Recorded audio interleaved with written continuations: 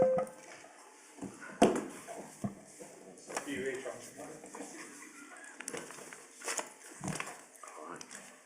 collection.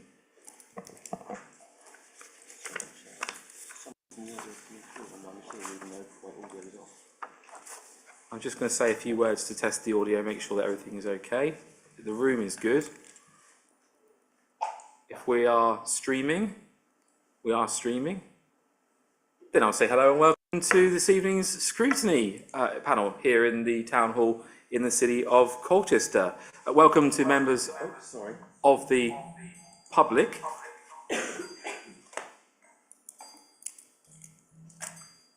It's not going very well. I feel like it's now 6 o'clock because I hear the chimes and maybe I was a bit premature. Okay, good evening and welcome to this evening's Scrutiny panel event. Good evening, members of the public. Great to see so many of you. Visiting councillors, that is always a joy. Thank you very much, and thank you for those who took the time to pre-register your interest in having your say tonight. We will look forward to hearing from you shortly.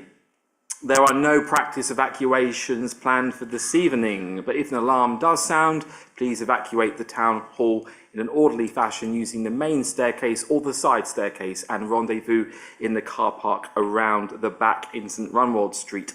This meeting is being recorded live, streamed live in fact, on YouTube, and it will be there forever so we can show our grandchildren, which will be gripping viewing.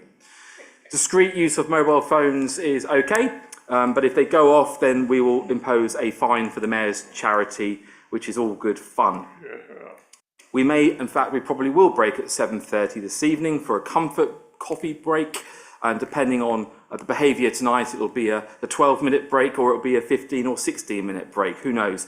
What I would say is, though, that we have a lot to get through tonight. And I did make a promise, motivated by the faces of people last year when we got to 5 to 10 in this. I really would like us to try and be succinct if we can. On that basis, I might well cut across members during the discussion, because at the end of each item, we can always look around the room and say, are there any formal recommendations? And if we need to, we can have a simple hand vote on yay or nay. We put that forward to Cabinet if we need to. But you never know. We might create consensus and it might all flow very smoothly. Okay, enough waffle from me, other than say is that my name is Darius Laws and I'm the chairman here tonight. I'm not a chair, I am the chairman. That's how I'd like to be addressed if we can. I will now ask all councillors and those sat around the table, starting with Councillor Appleton on my left, to introduce themselves. And if you wish to use your first name, that's absolutely fine. I don't mind. My name is Darius. Over to you. Thank you very much. Councillor Simon Appleton, Highwoods Ward. Thank you. Councillor Vanessa Moffat, Mile End Ward. Lee Scordis, Old Heath, Hythe and Rowhedge. Councillor Jocelyn Law, Highwoods Ward. Councillor Tom Rowe, Rural North Ward. Dennis Willets, Lexton and Braeswick Ward. Oh, sorry. Lucy Bredman, support to the panel. This is very excited tonight, Dennis. I know you're very excited. It's good, the enthusiasm. Owen Howell, Clerk to the Committee. Rosa Tanfield, Head of Neighbourhood Services. Councillor Paul Smith, Portfolio Holder for Housing.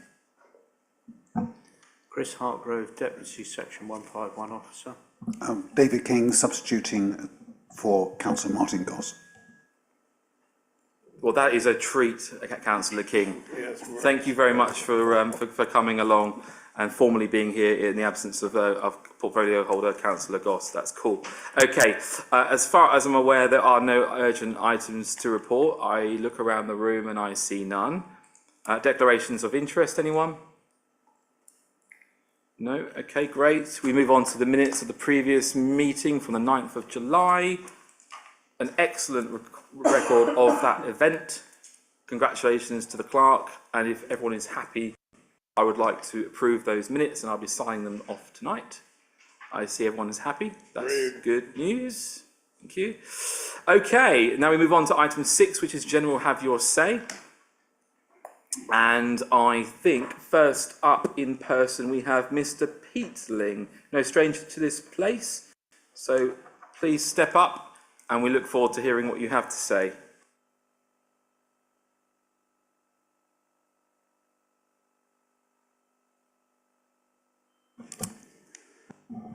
Good evening. A couple of weeks back, I was at the Arnhem and Oosterbeek War Cemetery, alongside such luminaries as the Princess Royal and various heads of the British and European armed services. I was there to pay my respects to those from the Parachute Regiment who did not return from Operation Market.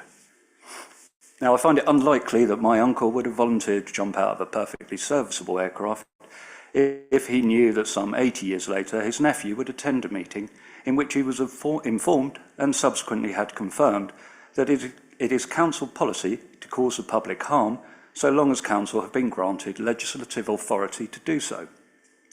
This is known within the armed services as order following, a thing which is both militarily and civilly unlawful, in so much as an individual must determine whether any instruction is lawful prior to executing it. At Councillor King's suggestion as to his state of affairs being how it is, I reminded him as to Nuremberg, to which he laughingly responded with his hope that things do not get that far. Anyone with a proper grasp of history would understand that hope is not and never can be a strategy when it comes to the restraint of power. Despite Councillor King announcing at the beginning of the meeting that there is no constitution, the restraint to the exercise of power is precisely why we do have one. It sets the rules by which they who wish may govern, and at no point does the Constitution grant an authority for anyone, be that king or council, to cause harm. Now, I understand that most people probably do not share my fascination with our governance arrangements. I am unusual. To most, it is likely an irritation, a thing to which they are not given over to thinking about. It probably appears to them at least a bit complicated. It most certainly, almost wholly misunderstood, and certainly very much abused.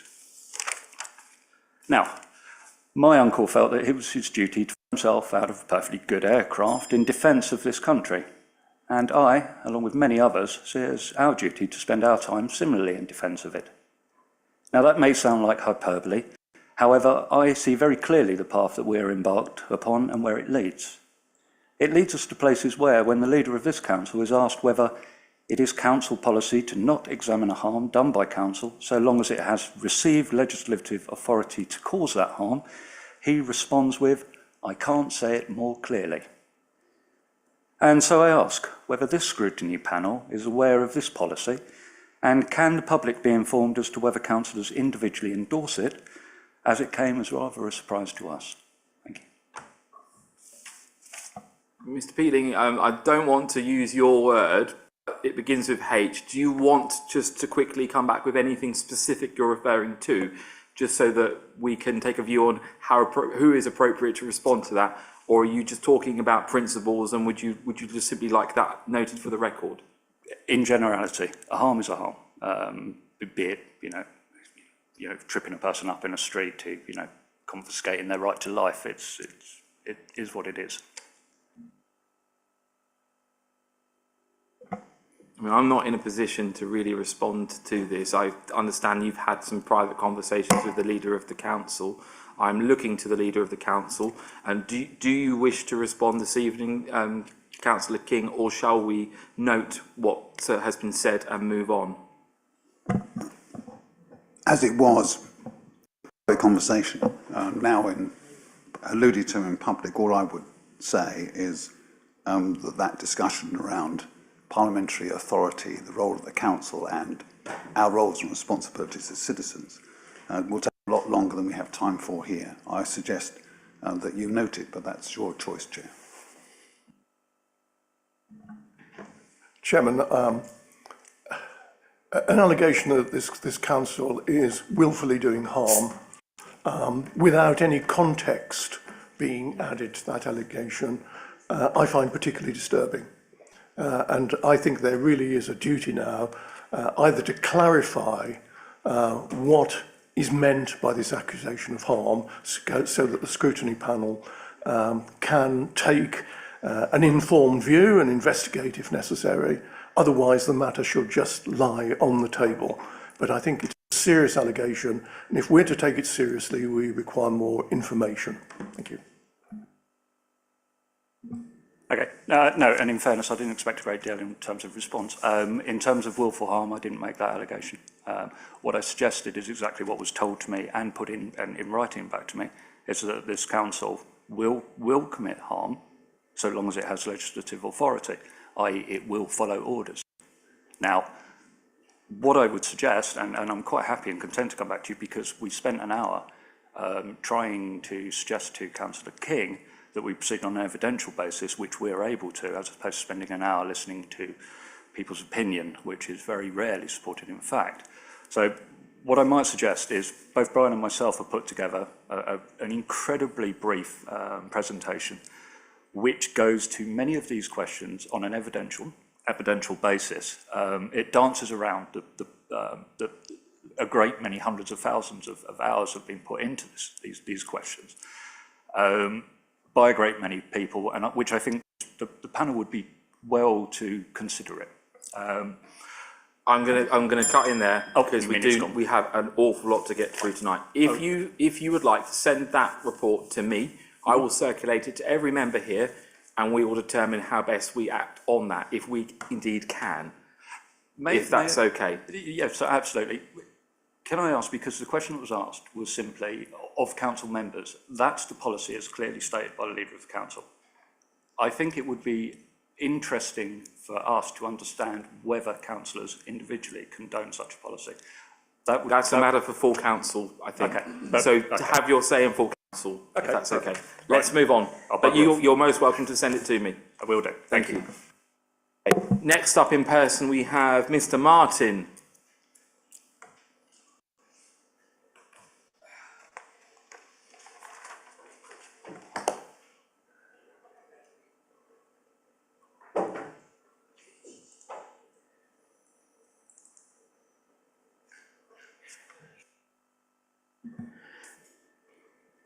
Thank you, Chairman and councillors, for the opportunity to speak today. I'm not here to ask you to re-examine the decision to allocate Midwick Ranges into local plan.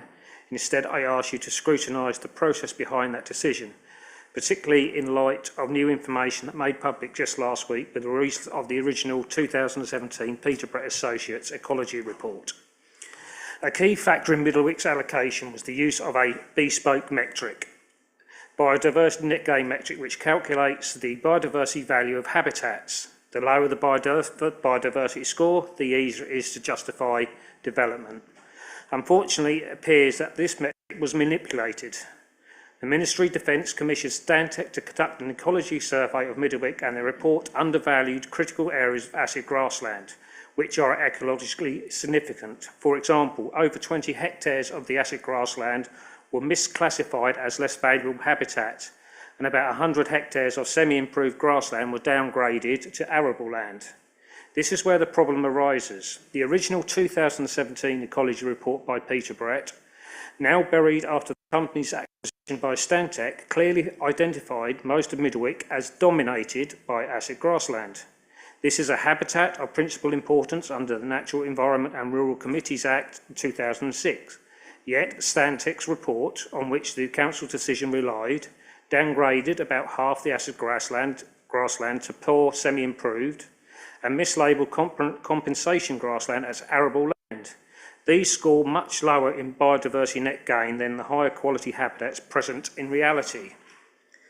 These alterations inflated the biodiversity net gain score, facilitating Midwick's allocation in the local plan. We now know that if the original Peter Brett assessment had been used, the site would show a significant biodiversity loss, making development unviable. This raises serious concerns about whether the planning process was compromised. I asked the Scrutiny Committee to investigate whether council officers were aware of the original Peter Brett Associates report and whether this critical information was deliberately withheld. This is not merely a case of avoiding future mistakes, it's about ensuring transparency and accountability now. Finally, I urge the Council to ensure that an independent review of these findings is conducted and that immediate action is taken to prevent further damage to Midwick, including stopping any works being undertaken based on this flawed ecological assessment. This includes the destructive woodland felling carried out in Birchbrook Woodland over the past 2 weeks. Thank you very much. Mr. Martin, thank you. Very interesting proposition you've come forward with. I would propose, if other members agree, if you can provide these, effectively you've probably got some maps, haven't you, to make it really explicit. Okay. So could we please make sure that the leader has sight of those maps and this latest information? It is new information, you're alleging. If the leader can take this up with the portfolio holder, and I think it's appropriate that Mr. Martin gets a written response on the very detailed specifics that he's brought up. I know that there's live matters happening around Middlewick, and a decision was made to put Middlewick in the local plan based on information that was provided, and you're saying that some of that information may not have been accurate. I don't know the technicalities around how that would be addressed, but I think the leader probably has a duty to speak to the portfolio holder to get you a response in writing, which offers their view, probably backed up by senior officers. Is that fair, leader? Oh, absolutely. Yep. Thank you. Thank you, Mr. Martin. Do you want to come back, or are you happy with that? Yeah, just very quickly, I believe the planning department has been sent a copy of the report. Okay. And I do have some maps here if anybody wants them now, but if you otherwise, and I just want to make sure that the decision is looked at, and on the decision, but the process, and make sure that nothing was.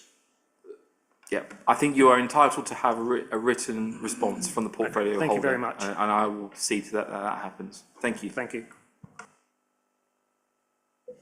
Okay, next up, Mr. Short.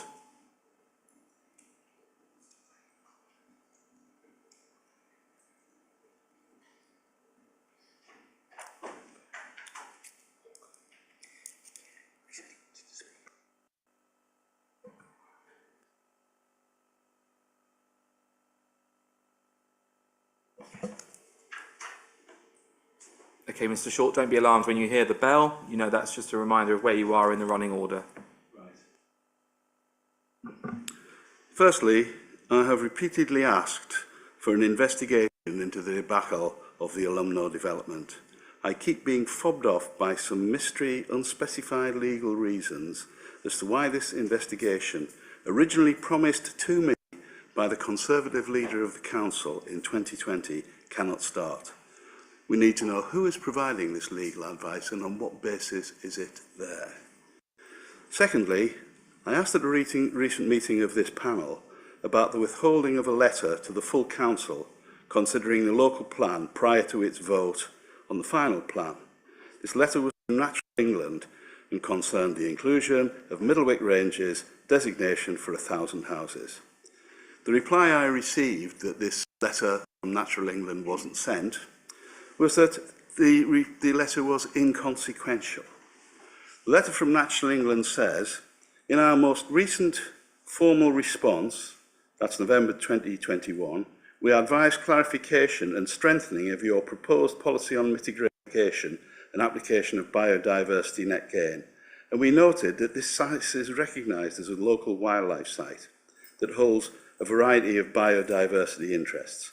Natural England, this is very important, Natural England does not usually comment on non-statutory sites. However, in this instance, we advise that the potential impact of Middlewick Ranges must be fully considered through the planning process in order to hold Colchester Borough Council's statutory biodiversity duties. This was especially important as new information was coming to light at the time with regards notable invertebrate interest.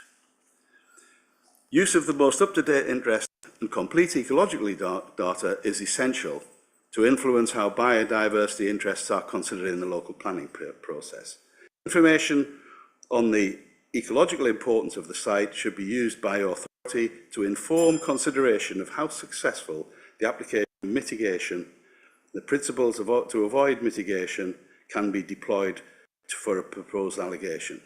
I suggest that if you read this letter in full, though it is diplomatic in language, it is far from inconsequential, and the failure of the Cabinet member to circulate the advice is, in my view, dereliction of duty in order to ensure the passage of the local plan. Natural England goes on to state clearly that it reserves the right to challenge any planning application on Middlewick Ranges. The cost consequences of such a challenge would most certainly involve legal objections and potential budgetary costs. So to say that the letter was inconsequential is as if of inconsequential I've not previously come across. Thank you, Mr. Shaw. On the alumni matter, I wonder whether members are minded to accept a briefing from the monitoring officer in private, in person, on the matter you raise, which may well result in the need for a task and finish committee. It sounds very bureaucratic, doesn't it, all this? But I'm serious and trying to be helpful to you. Maybe there should be a task and finish committee comprised of members from this panel to look at the process of alumni around the matters you're raising.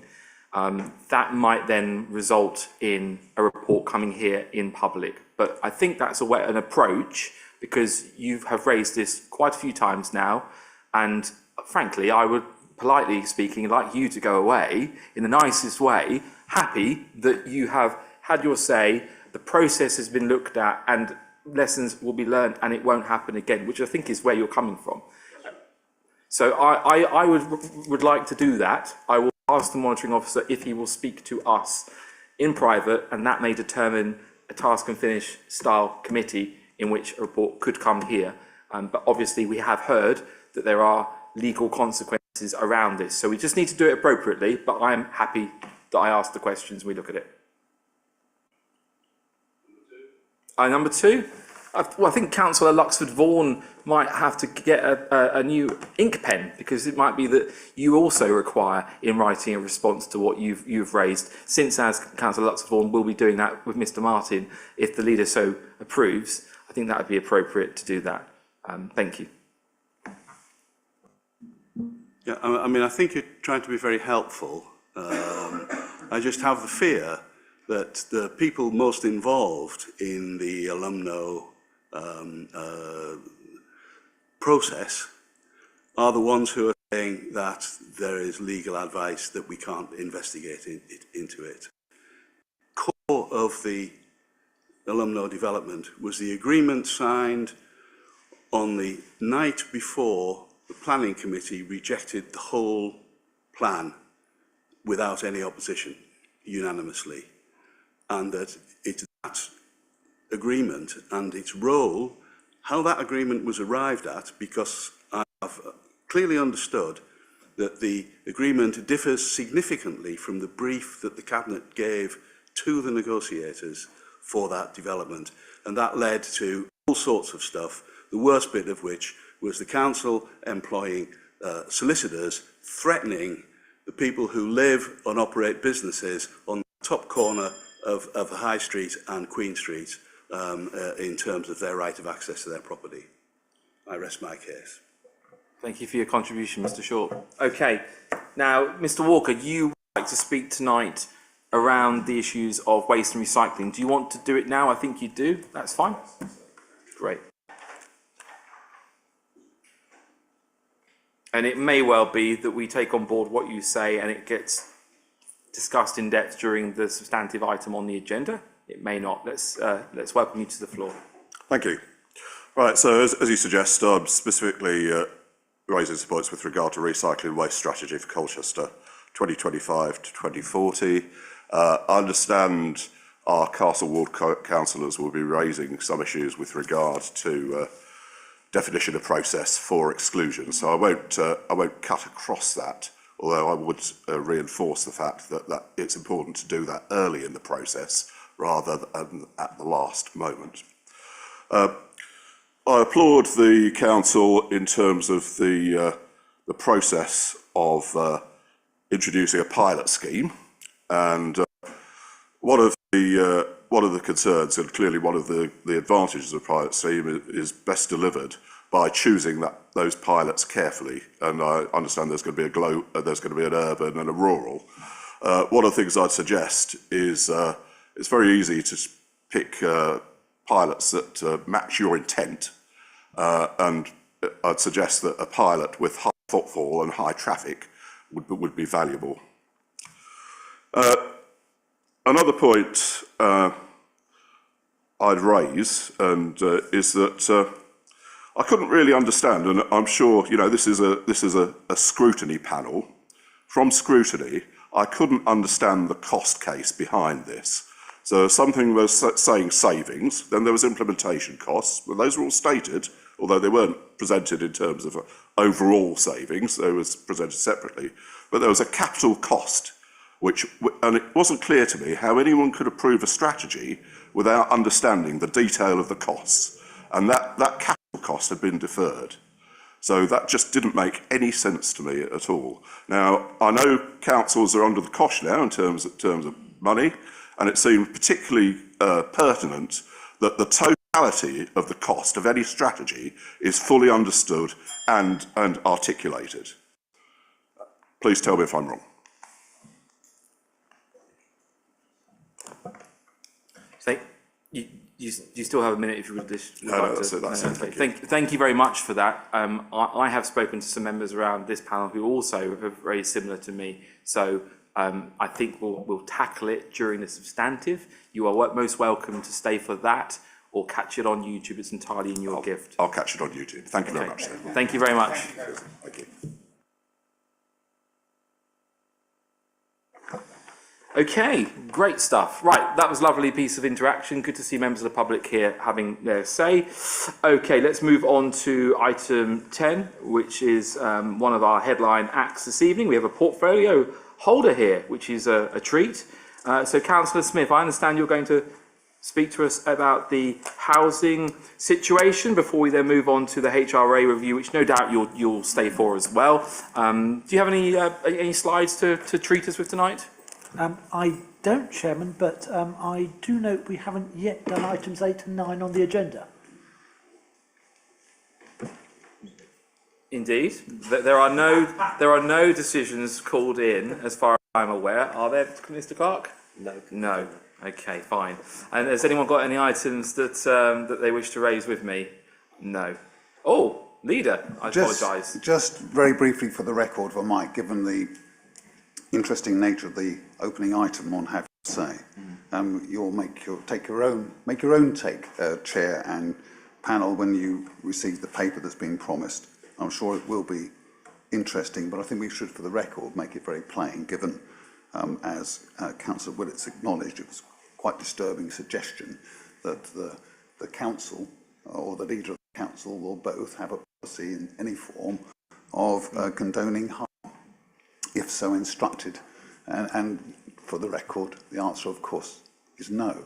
Our whole approach to all we do is based upon the best understanding we have of relative harms and goods. And it's about looking after our residents as best we're able within the framework we have and the authority we have. And I thought that was worth reading into the record. Thank you.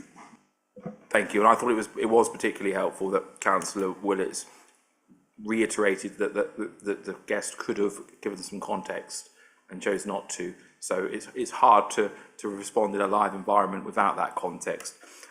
But of course, it's right to have what he would like to say on the record as well. So, okay, let's move on. And I was being swift because we have a lot to get through. But let's move on to Councillor Smith to tell us what he's been up to in his portfolio.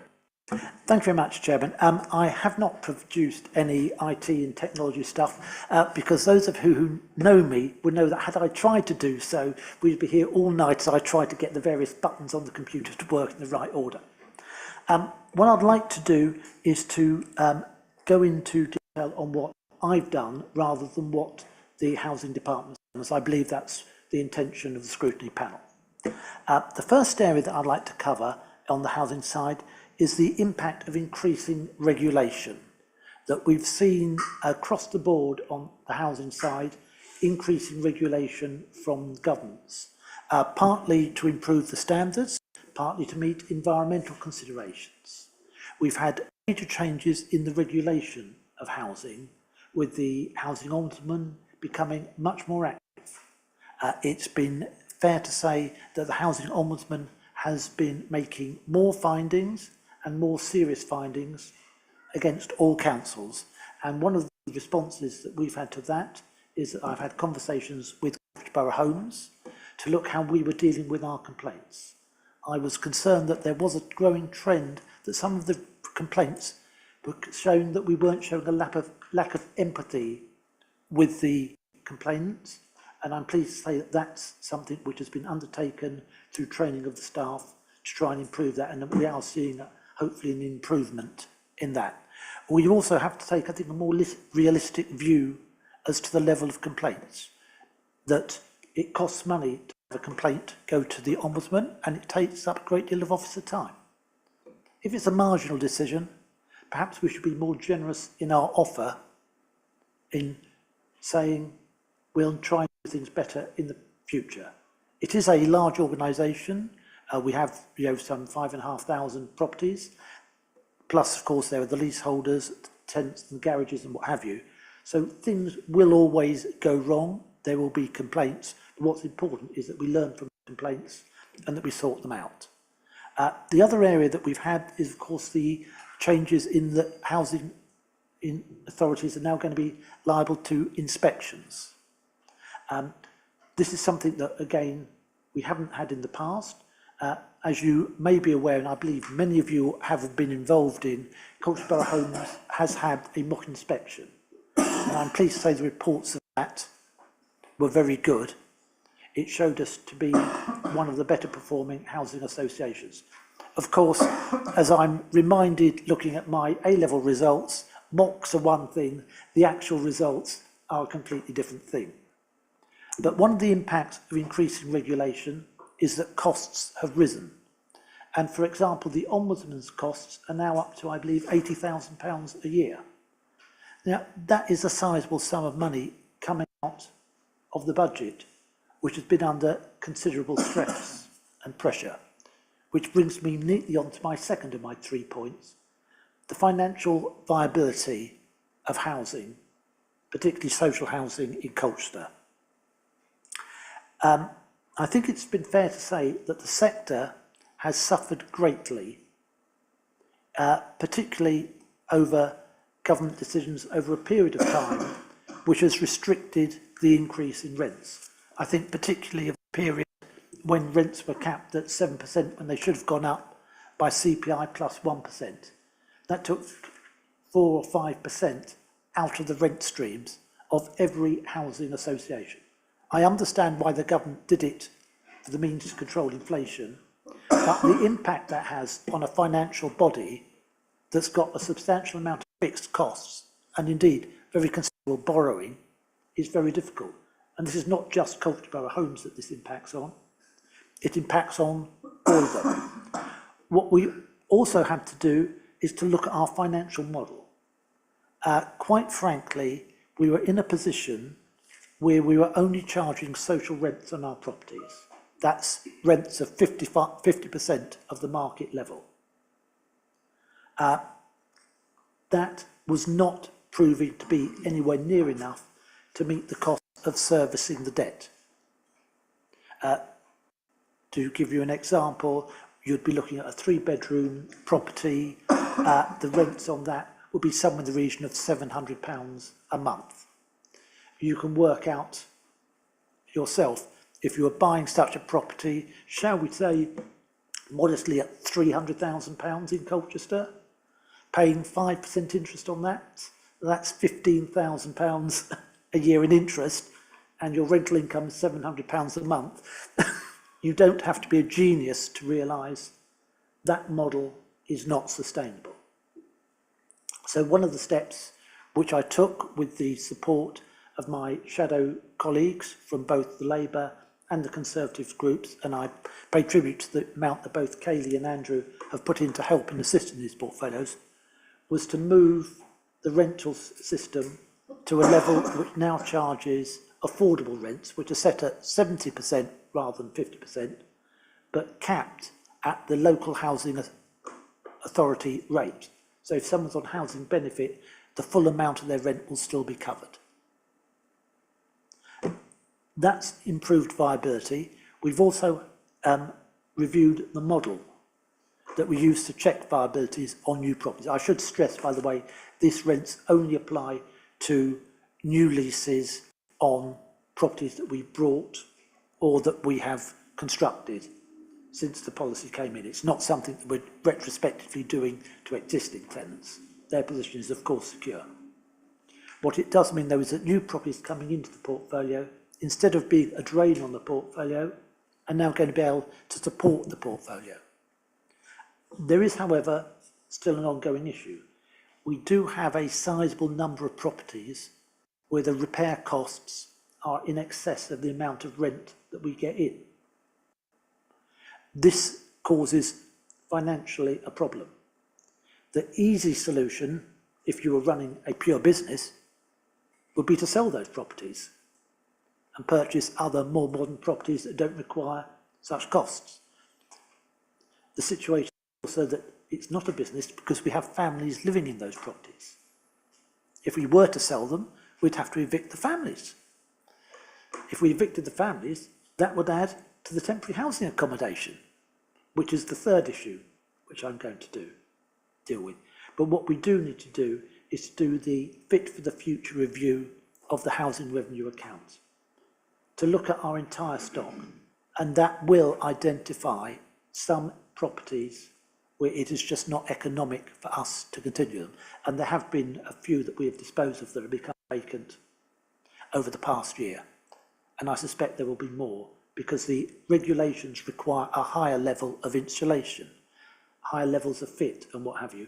And in an old property, and some of our council properties date from the 1850s. So way before you have modern building regulations, the prospect of trying to bring those up to the environmental standards is going to be very difficult. So we faced difficulty on the financial viability, and I'm very pleased that at the last cabinet meeting, we've also been able to do properties that we now buy back. Old council properties that were sold under right to buy, we've now brought back. They now will be charged at the affordable rather than the social rent, which makes it more affordable for the Colchester Borough homes. It means we can provide more accommodation. Yes, the jam is being spread more thinly, but, and I'll now come on to temporary accommodation, the jam desperately needs to be spread extremely thinly. Chairman, today I heard the figures for families in temporary accommodation. I'm sad to tell you it is now over 400. 401 families in temporary accommodation in this city. Of those, many are in bed and breakfast accommodation. I think we've all heard at full council some of the descriptions of the poor quality accommodation that's provided in temporary accommodation. The tragedy is that even using properties that are of poor quality, we've got insufficient accommodation in this city for all our families. Some of these families have had to move to neighbouring authorities. It's bad enough if you've been made homeless, perhaps through no fault of your own. Maybe you're fleeing domestic violence, maybe a Section 21 eviction. But imagine now you're being placed in a caravan in a holiday park somewhere in Tendring. You've got to get the children to school. How are you going to do that? The bus probably leaves at 6:30 in the morning. Maybe the children go to different schools. You've been taken away from your support. The people who used to look after your kids, pick them up from school whilst you were working, not available anymore. This is an absolute tragedy. And I'm delighted to say that again, at the last cabinet meeting, we took the decision, and I believe this has full party support, to look at leasing temporary accommodation in the borough from a provider from student accommodation.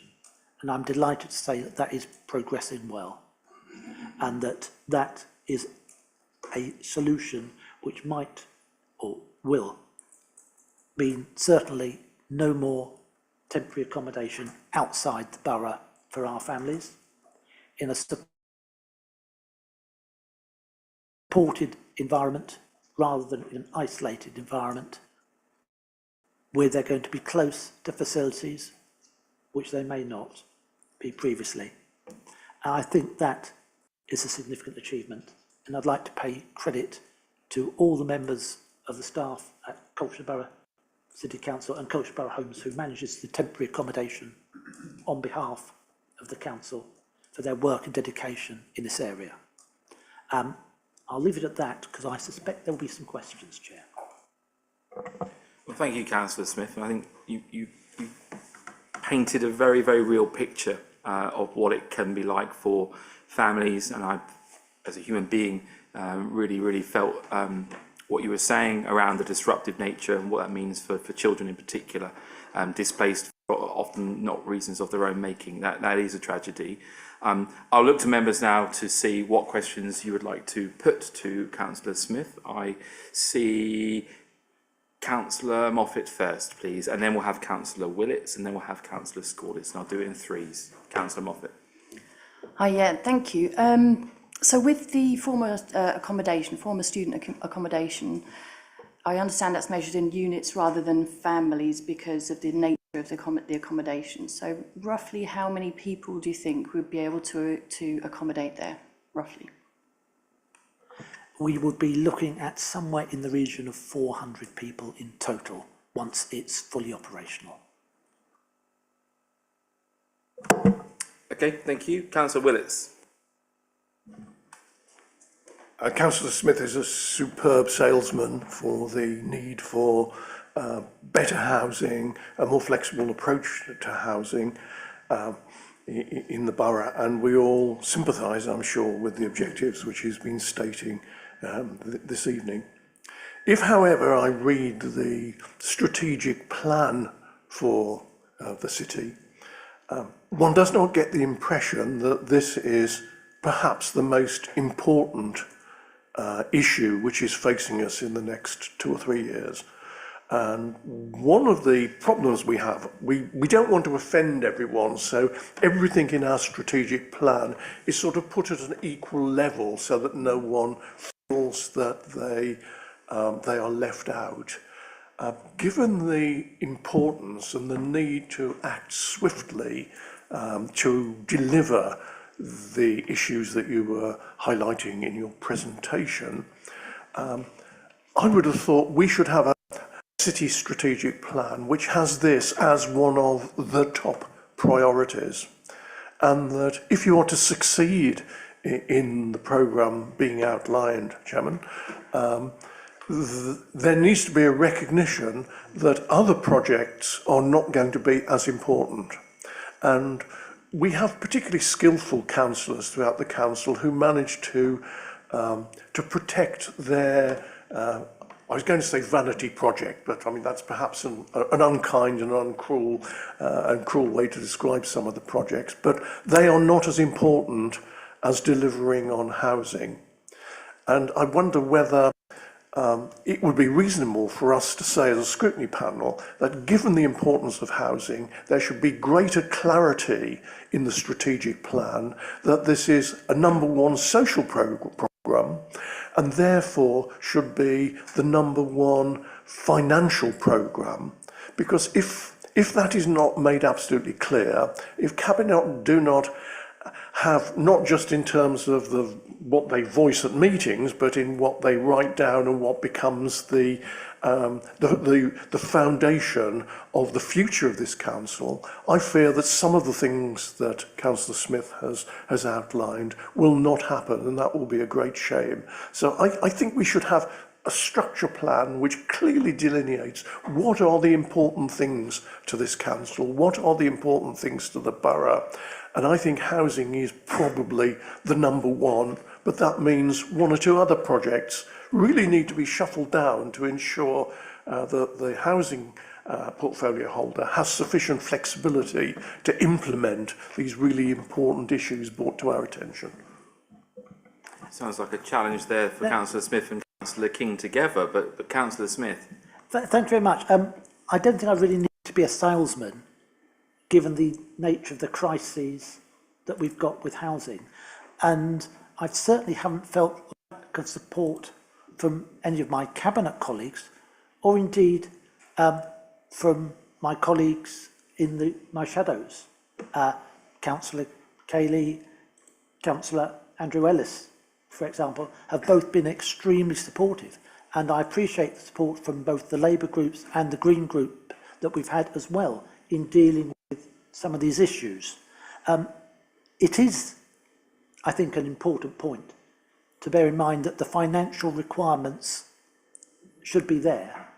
And of course, Councillor Willits, I will recall that I think you voted for an amendment at the last budget meeting that would have removed all our spending on providing new social housing.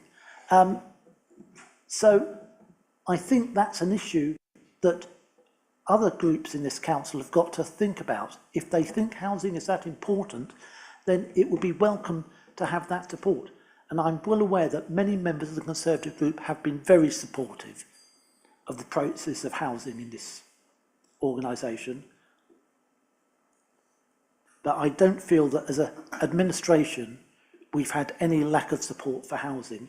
And I think the measures that we've taken in the past few years to address some of the problems, albeit the fact that temporary housing requirements continue to rise for reasons that are not just Colchester's, they're rising nationally across the whole country.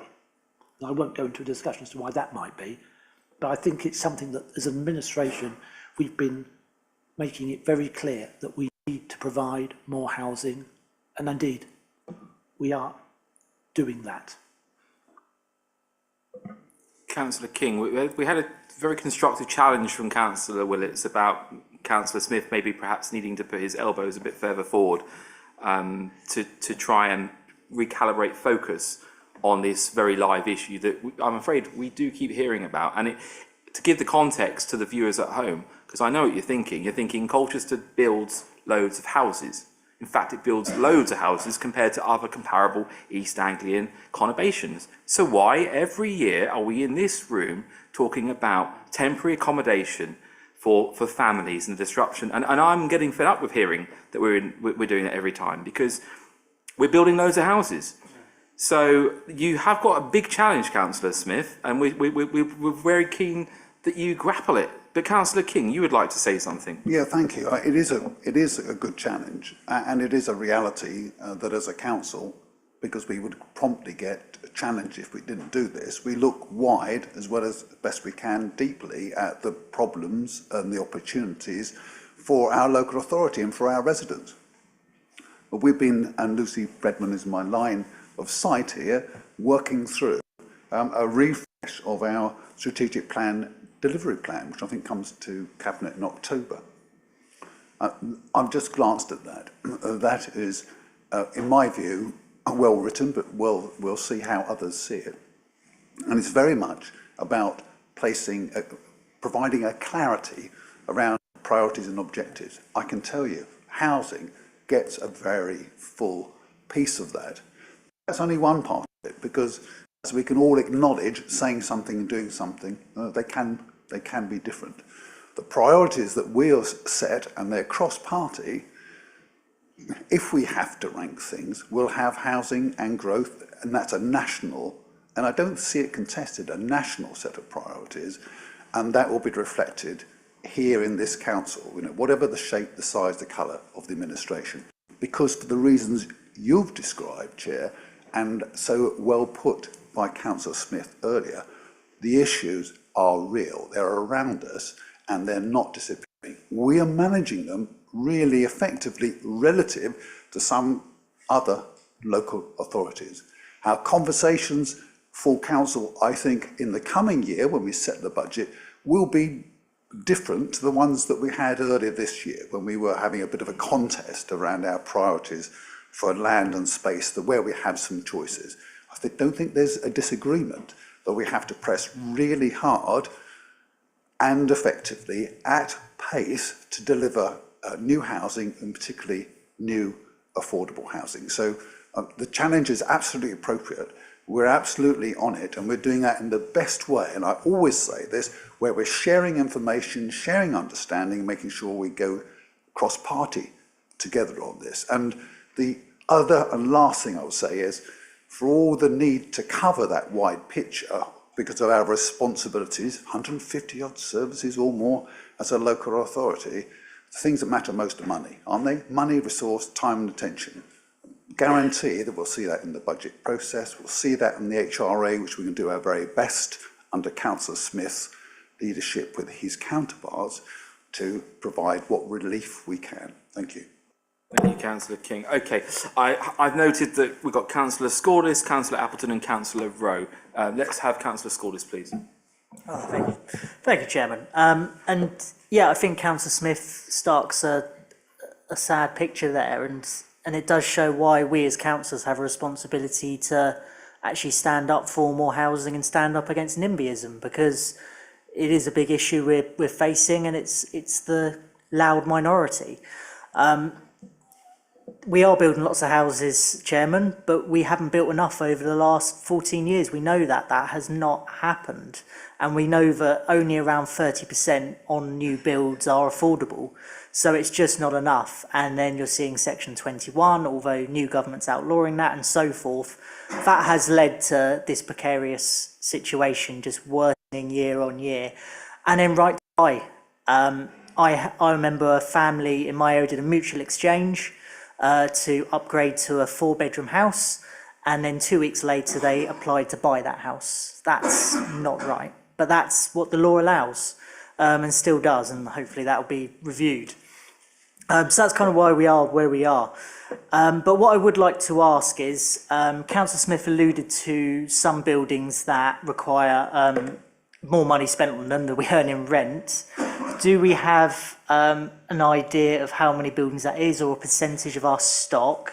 If not, it'd be great if we could get that after the meeting in writing. And secondly, you mentioned the review from Southwark Council about council housing. I'm just wondering what good points, what good practice came out of that will help us in the future. Thank you. Yes. Over the last year, the figure that was quoted for the number of properties that we paid out more in repairs for than got in rent was nearly 1,500. However, of course, some of those will be properties that have had, for example, a new kitchen fitted in that particular year, which would last over a considerable period of time.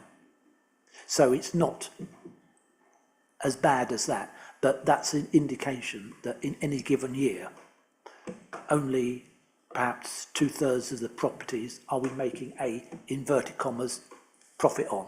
I mean, you're absolutely right in what you said about building houses that are not affordable.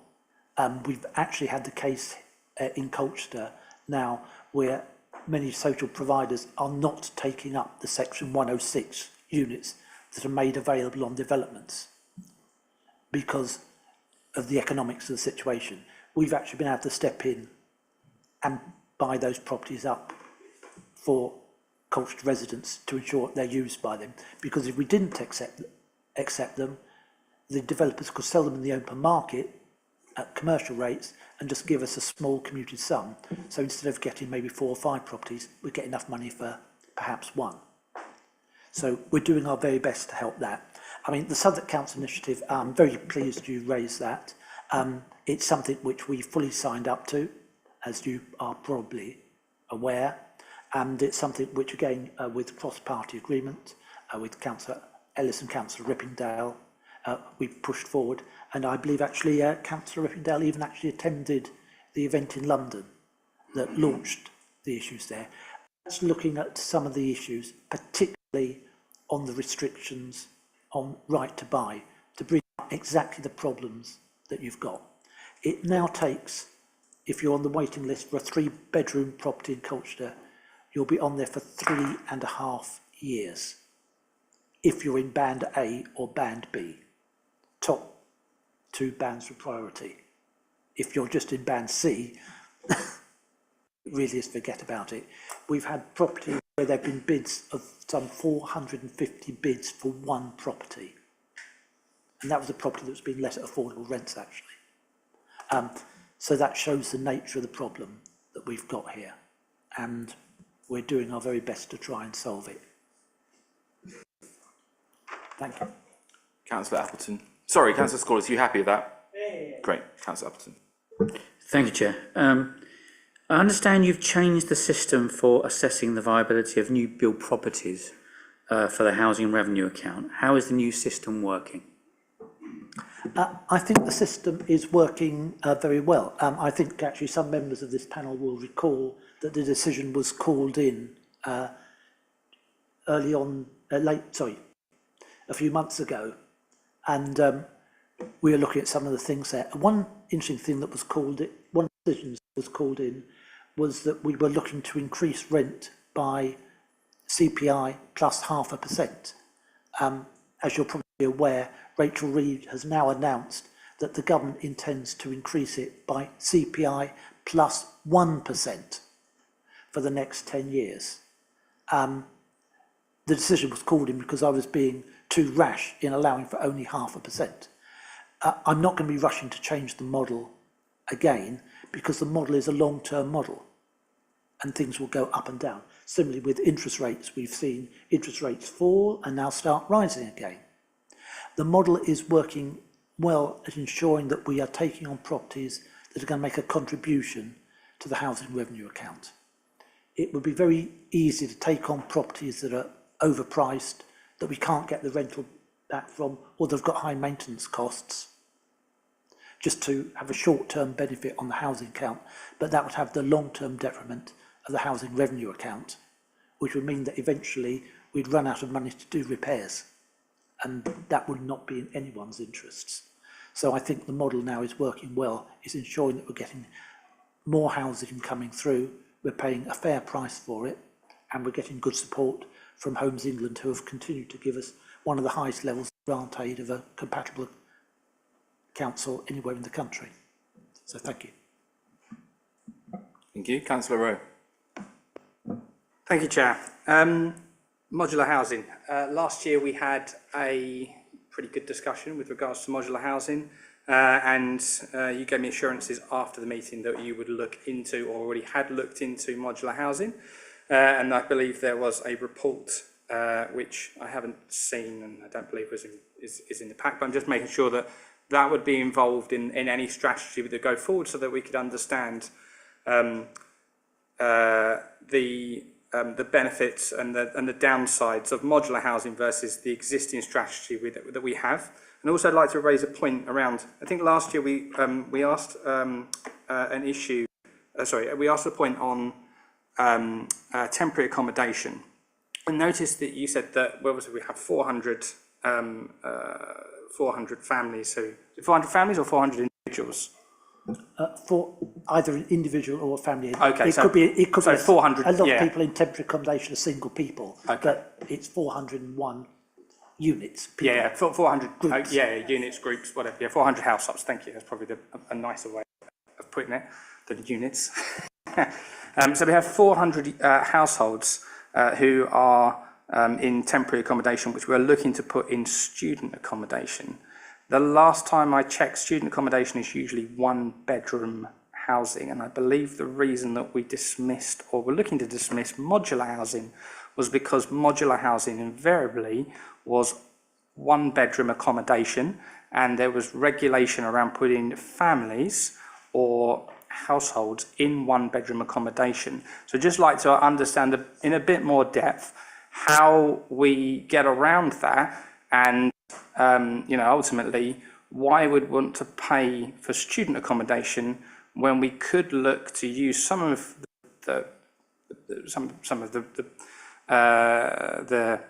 money that we have to purchase modular housing in order to house those families. As you said, I mean, I personally look at this and think to myself, if I was in this unfortunate situation, I would want to be housed in Colchester.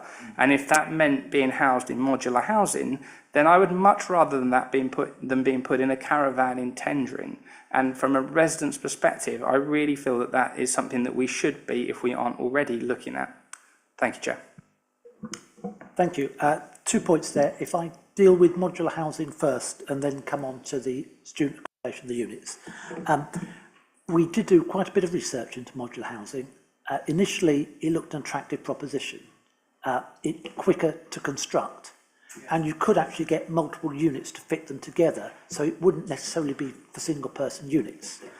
We had a look at a site down in London where it had been developed. The problem is we found that by the time you'd done the planning for it, its time to develop was not that less than starting from scratch, because you need to get a site, you need to put drainage in, you need to put utilities in, you need to go through the planning process, and also the units of modular housing, build them in batches. You need to have a considerable scale to get the economies.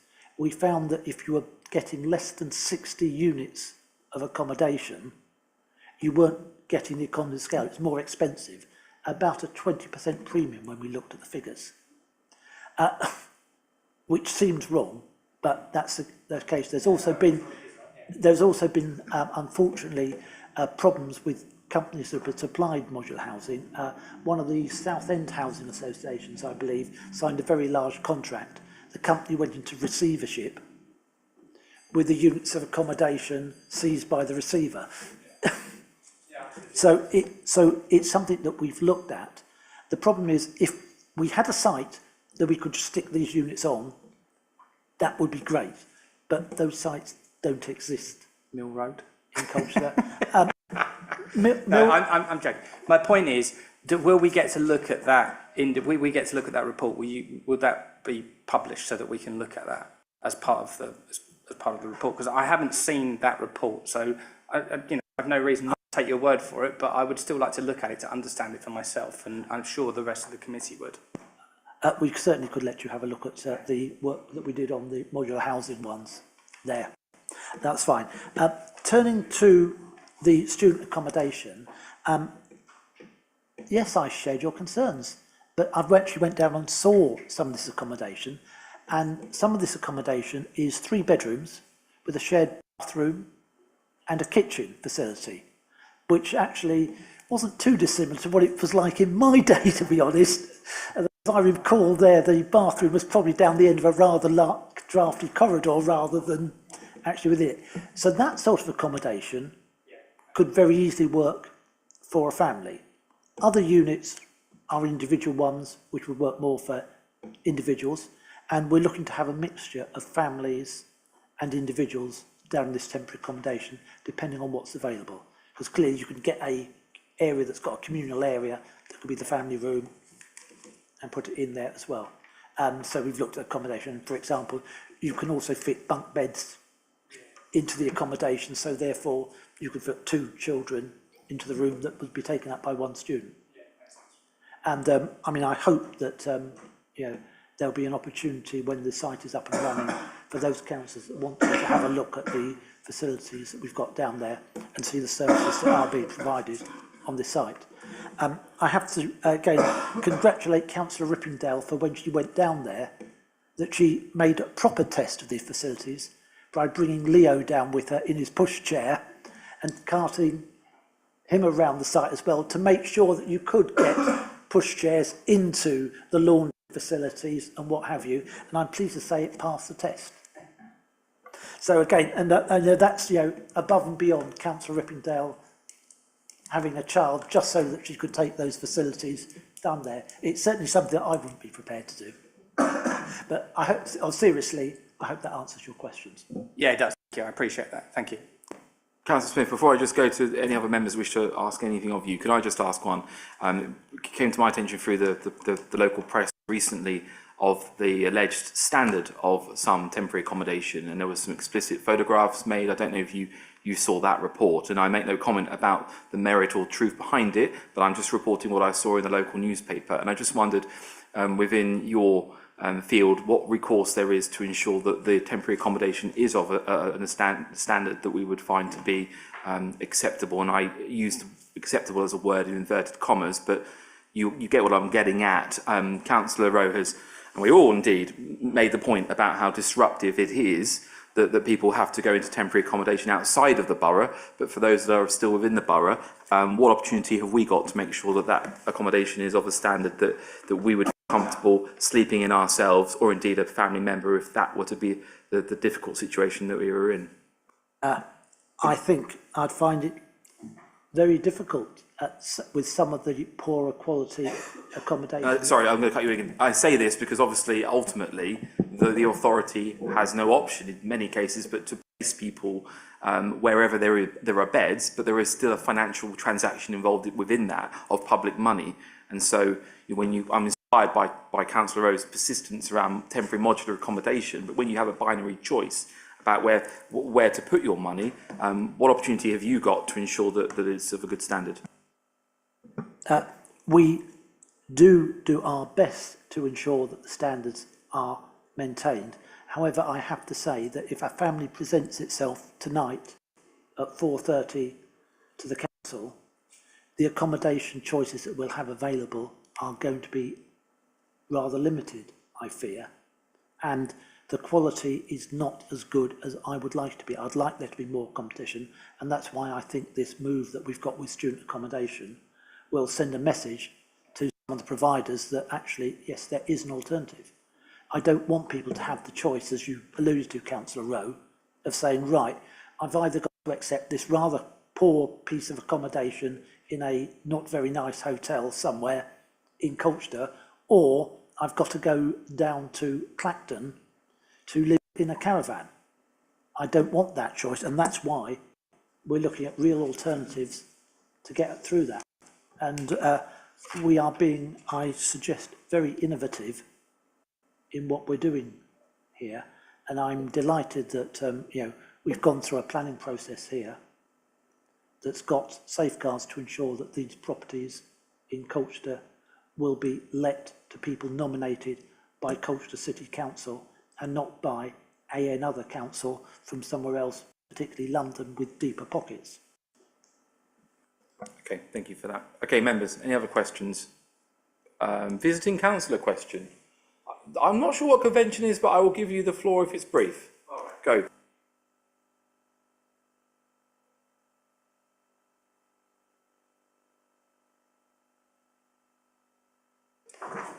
Okay, a visiting councillor from Castle Ward, one of, if not the most diverse wards within the city. Thank you, Chairman. Last month, I had a three-party meeting with the representatives of CO1 North Residents Association and City Centre wardens. One of the main concerns of the residents was around Sea Trade, Globe and Riverside Hotel. It came to my attention that in Sea Trade House, there are people who are from Norwich, Chelmsford, London, Bedford and Birmingham, and there are individuals accommodated in Sea Trade House who proved that they have a connection to Colchester. Following residents who are concerned about the extreme concentration of vulnerable people in North Station, I would appreciate it if the following points could be clarified. First, the clientele of Sea Trade, Globe and Riverside Hotel. Secondly, if the council will consider distributing emergency accommodation, providing accommodation across the city rather than concentrating them on and around North Station Road. Thirdly, are we receiving any additional funds from Norwich, Chelmsford, London, Bedford and Birmingham for accommodating residents of their origin? Fourthly, what's the total number of people living in the above mentioned three accommodations? And I was planning to ask about whether we are aware about bedbug infestation in some of the emergency and temporary accommodations, but you already mentioned, so thank you. Okay, a lot to deal with there, but if you would like a brief response, please. And I mean, on the point about the high concentration in North Station Road area, I think the reality is that is where the hotels are, and I'm sure Councillor Smith would like to disperse people if appropriate, if they would like to be, but I think that's just the market reality. But over to you, Councillor Smith. If you need to write to the council with any more detail, you can, but let's have a brief response. Thank you very much. Yes, the first problem you quite rightly allude to is that there is nothing stopping any council buying up accommodation in Colchester and allocating their residents to it. Indeed, London councils have found it very attractive. I believe there is even a Havering house on the seafront now at Clacton, a hotel that's been brought by a council, I don't know which one, but perhaps the name gives a clue, to do it. That is something that way above my pay grade, and I suggest you need to take it up with your MP as to why this sort of situation is allowed, because it can't be good for people from Bedford, Norwich or whatever to be put into that situation. As you quite rightly allude to, Chair, the concentration is based on where the hotel places are. There are hotels in other areas as well. One of the things that I think will be the advantage of the former student accommodation is it will allow us to make a concentration to put resources into that area. So we'll have staff to support the people in that area, which is not the case, particularly if you've got people from a large number of different areas. One danger, of course, in what we're doing is that we will create vacancies in those properties, and they could be filled up by people coming in from other areas who we will have, sadly, no influence over what they're doing. That will be a continuing difficulty. I don't know the numbers of people in those properties. I can find out the numbers that we have in them, but I don't think we would easily be able to find out from other authorities. They are meant to tell us when someone moves into Colchester, but that doesn't always happen, to be honest with you. I think that's answered most of your points. On the bed bug point, which was building on what I mentioned, I mean, obviously environmental health is within our gift, and reality is in an old building that's 500-year-old, you might well have some creepy crawlies that you would rather not be there. But are you, Councillor Smith, able to perhaps have a conversation internally to ensure that if there is a severe contamination or infection of creatures, whatever, that environmental health are at least aware and on it? I mean, that would seem like a nice positive story if you can... Absolutely. If anyone is aware of those situations, any council is aware of those, by all means contact environmental health directly. Okay, there we go. There we go. To deal with it, but if it's in accommodation that we are providing, then we will be particularly keen to deal with it. Okay, all right. I've got Councillor Rowe and Councillor Willits. Let's see what you would like to... Chair, just a very quick point on the matter of councils looking to house individuals inside Colchester. If they are obliged to write and let us know that they're doing so, do we write back to the council to, I don't know, to put in writing our displeasure as to what they're doing, although knowing full well that it's legal? And have we raised this matter with the relevant minister? Because obviously we could write a letter to the council and we could write a letter to the minister letting them know that this happens.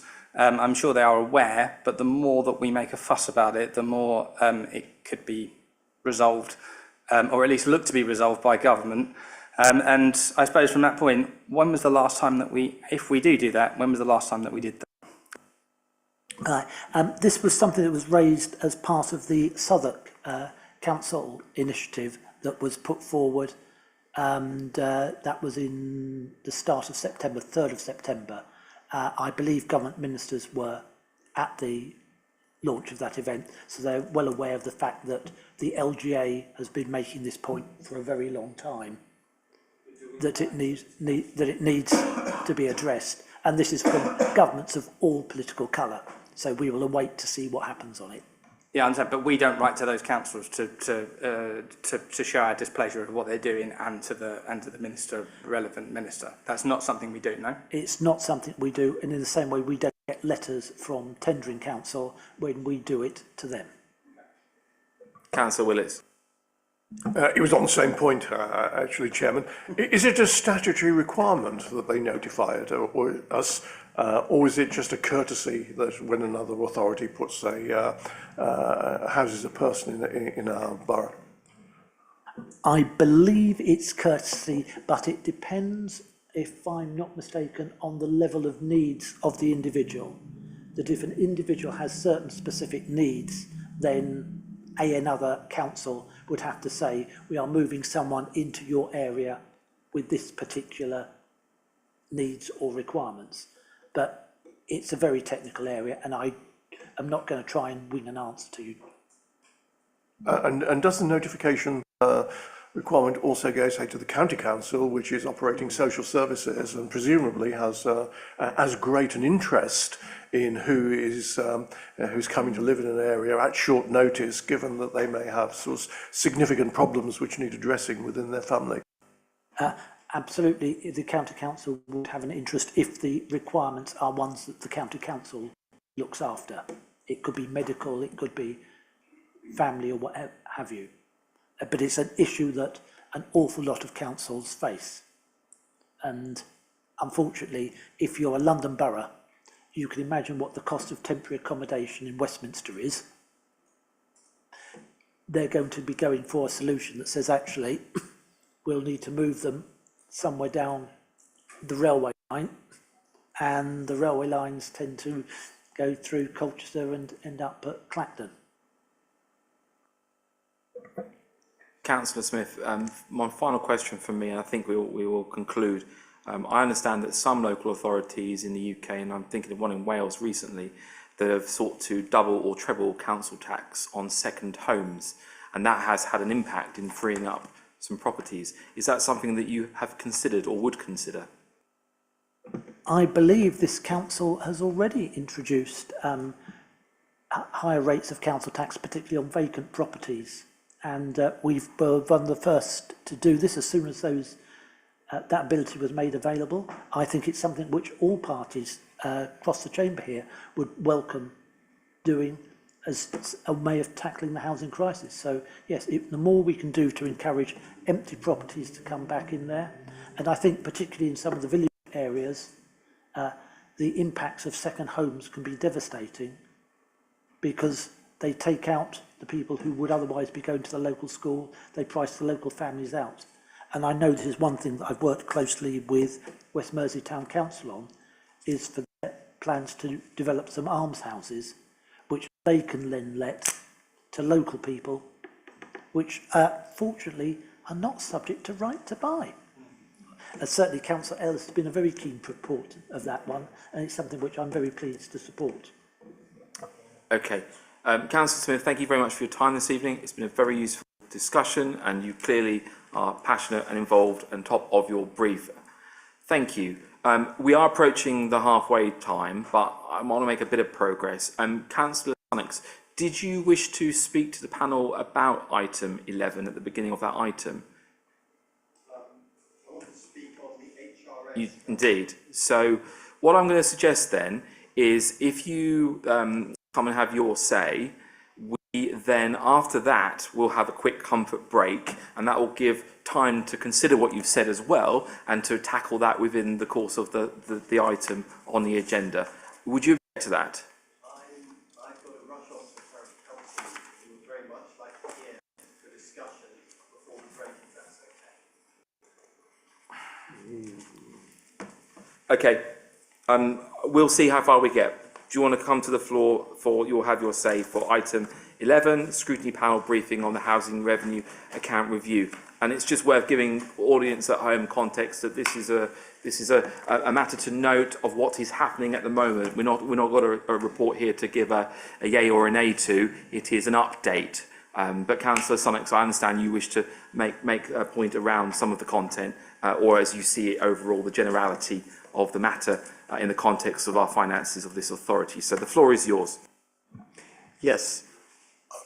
What I want to say is mainly financial, and it follows along an emotive... Sorry about that. It was an unexpected beep. Just to say, Councillor Sunnox, you have... Sorry, we're getting Councillor Rowe's vocal cords warmed up. You are untimed, by the way, so you can have your say. Yeah, I don't want to talk for too long. But what I want to say is financial, and it'll be deeply uncomfortable following a motive discussion on the need for housing here.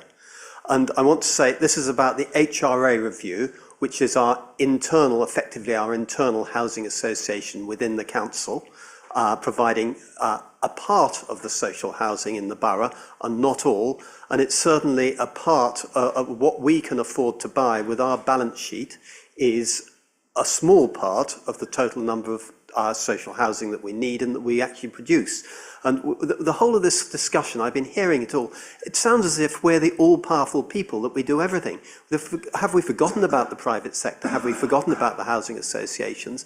It's made to sound as if we have to do everything. The parish has to do everything. Then there's all this confusion about whether we send people to tendering and whether Rumford sends people to Colchester and so on. We get ourselves confused, and we try and use our council money to solve problems that we can't afford to solve.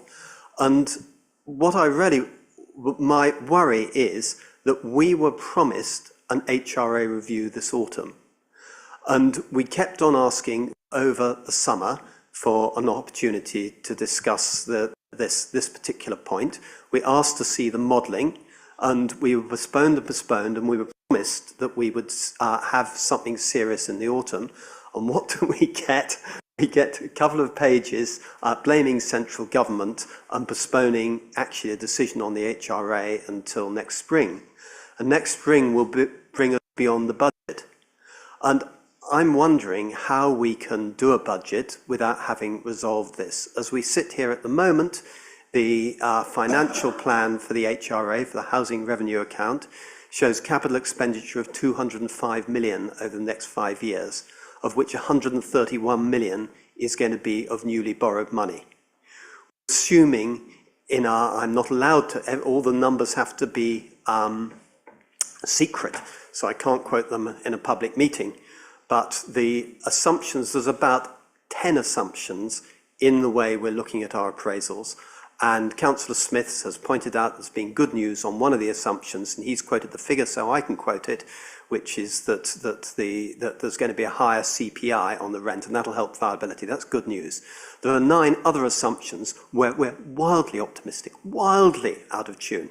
We can't borrow money at anything like the rates that is being assumed. Our costs are much higher than are being assumed.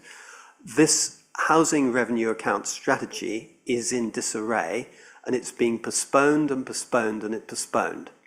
And what I want to ask the scrutiny panel to do is to ask the administration, please, to give us some proper numbers and some type of plan before Christmas so that we can have a proper budget in the new year.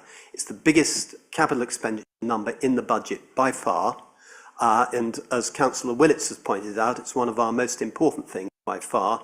So let's have a proper plan and a proper capital budget that we actually spend. One of the things is that we never spend the capital budget. Even when we're given money by central government, we're not spending it. So it's a shambles. 2 years since we were asked to sort out the capital expenditure review, we still haven't done so, and we're going around with more and more reports and discussion and everything else. I know that at the micro level, there's a lot being done. I know that Councillor Smith is on top of his. That's all taken for granted. But we have this big business that we're responsible for operating. This scrutiny panel is responsible for looking at it. Can we please put our foot down and ask to be treated with proper respect and a proper plan put forward to us? Thank you, Councillor Willits. I think that does transcend portfolios, and it's a shame that we haven't got Councillor Corey on the line. That if he wishes to join us, if he is watching, then feel free to make yourself known digitally, and I'm sure we can arrange that. I might therefore suggest that the leader wraps this one up, but before that, let's have Councillor Smith's response, please. Thank you. Yes, there's been a problem in producing this report within the timescales that we'd originally envisaged, and that's called the general election. There's a new government now that's changing an awful lot of the policies. I could produce you the plan we were working on, which would be based on assumptions that will be out of date as soon as the Chancellor has sat down.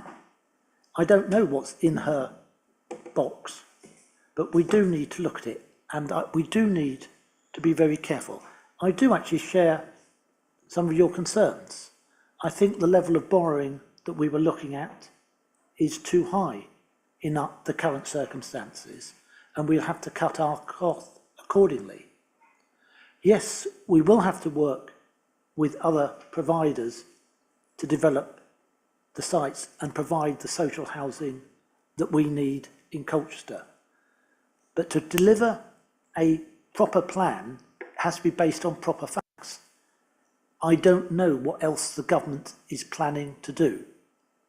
And I would think, to be fair, our colleagues in the Labour group probably don't know what the government is planning to do on housing. They've said it's their priority. They've said they want to increase the amount of housing that's being built, 300,000 units a year. To my mind, that would mean they would have to be looking at round about 100 to 120,000 units of social housing being provided. With social housing providers not taking up allocations at the moment, we're not going to get anywhere near that figure. So they've got to be, on the basis that they're not complete idiots, working on something that's going to be in the budget. But what it is, I don't know. And until we know what's in there, we can't produce a realistic plan and tell you what we're going to be doing. Councillor, though, can I play devils and suggest that we might have an idea in the October budget? And, you know, is there going to be time as a consequence of what we find out in the national budget in October for any of the challenge that Councillor Sunlight has given us to be addressed in the context of the budget preparatory work? I mean, you know, October to I don't know, December, January would seem a reasonable time scale, but I'm not the one writing these reports. Councillor Smith and I see others who wish to interject, and I will let the leader have a say on this on behalf of you all as the executive, and in particular our good friend Councillor Corey. All I would say is it would depend on what's in the budget. If there are tweaks or the existing system gets some added numbers put in there, that will be fine. If they come up with something completely new,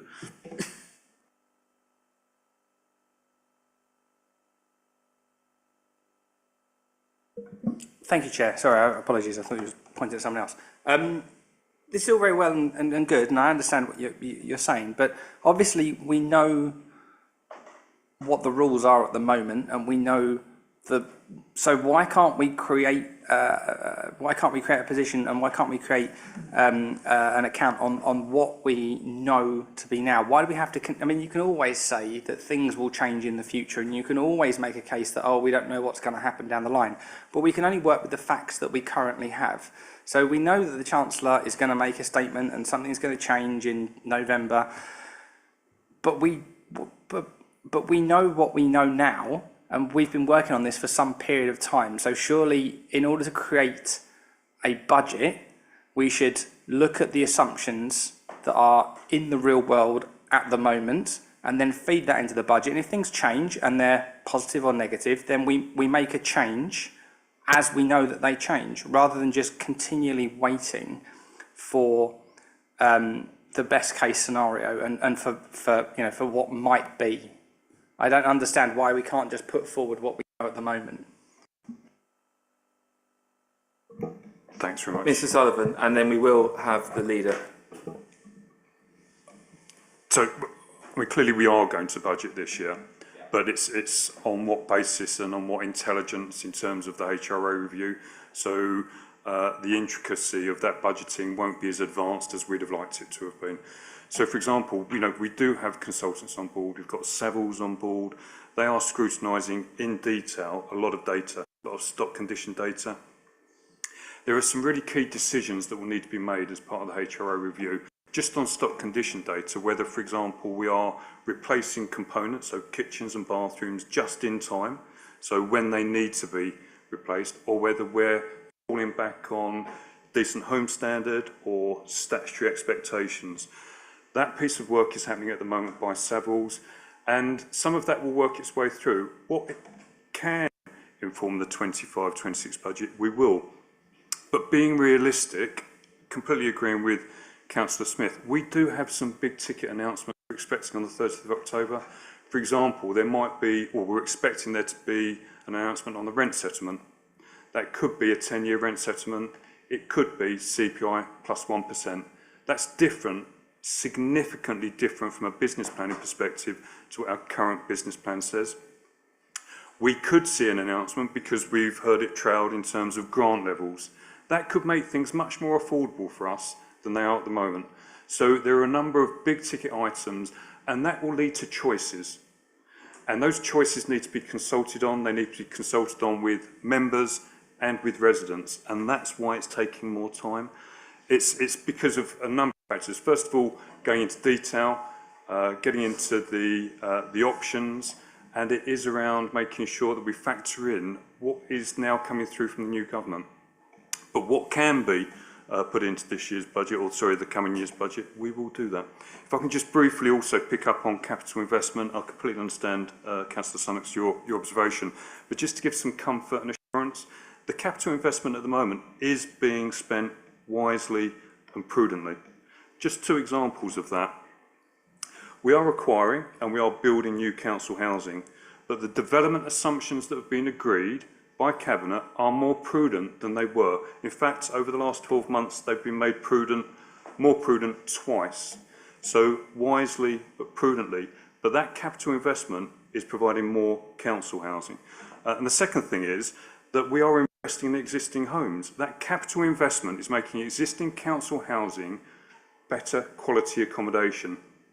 At the end of 2024, 0.52% of council housing was non-decent, according to the government standards. That's the lowest level it's been since we achieved the Decent Home Standard. So just to give you some comfort and assurance, pending the longer term decisions that will flow from the HRO review, capital money is being invested wisely. Leader, do you want to comment on this one? Ever so briefly, the points made, I think, do illustrate both the complexity and the caution in the approach. All I think I would just add is my own approach to this.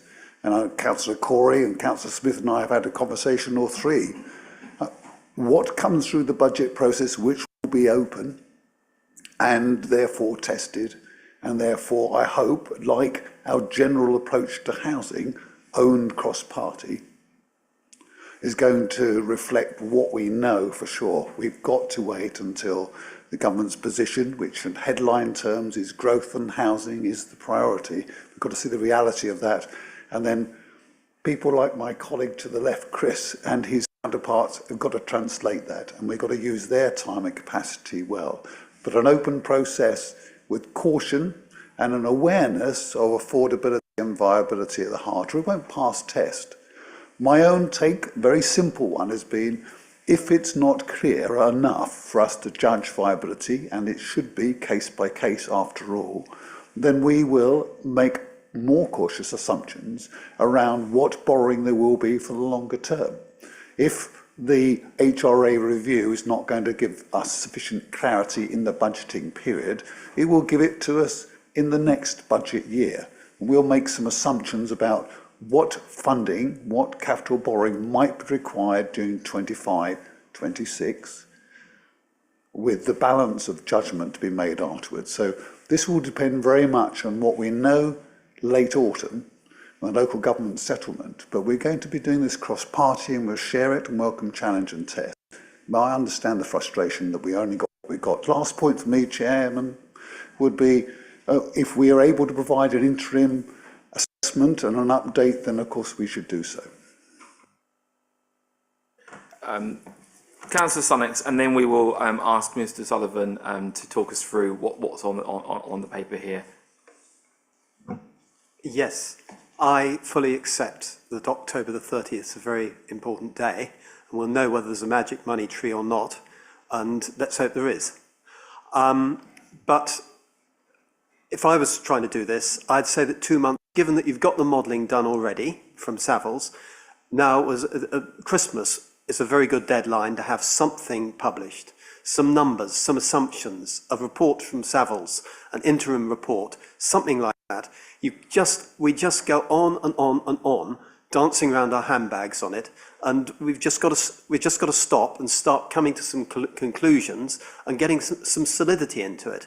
And it's not just a piece of paper or a strategy or a budget or something.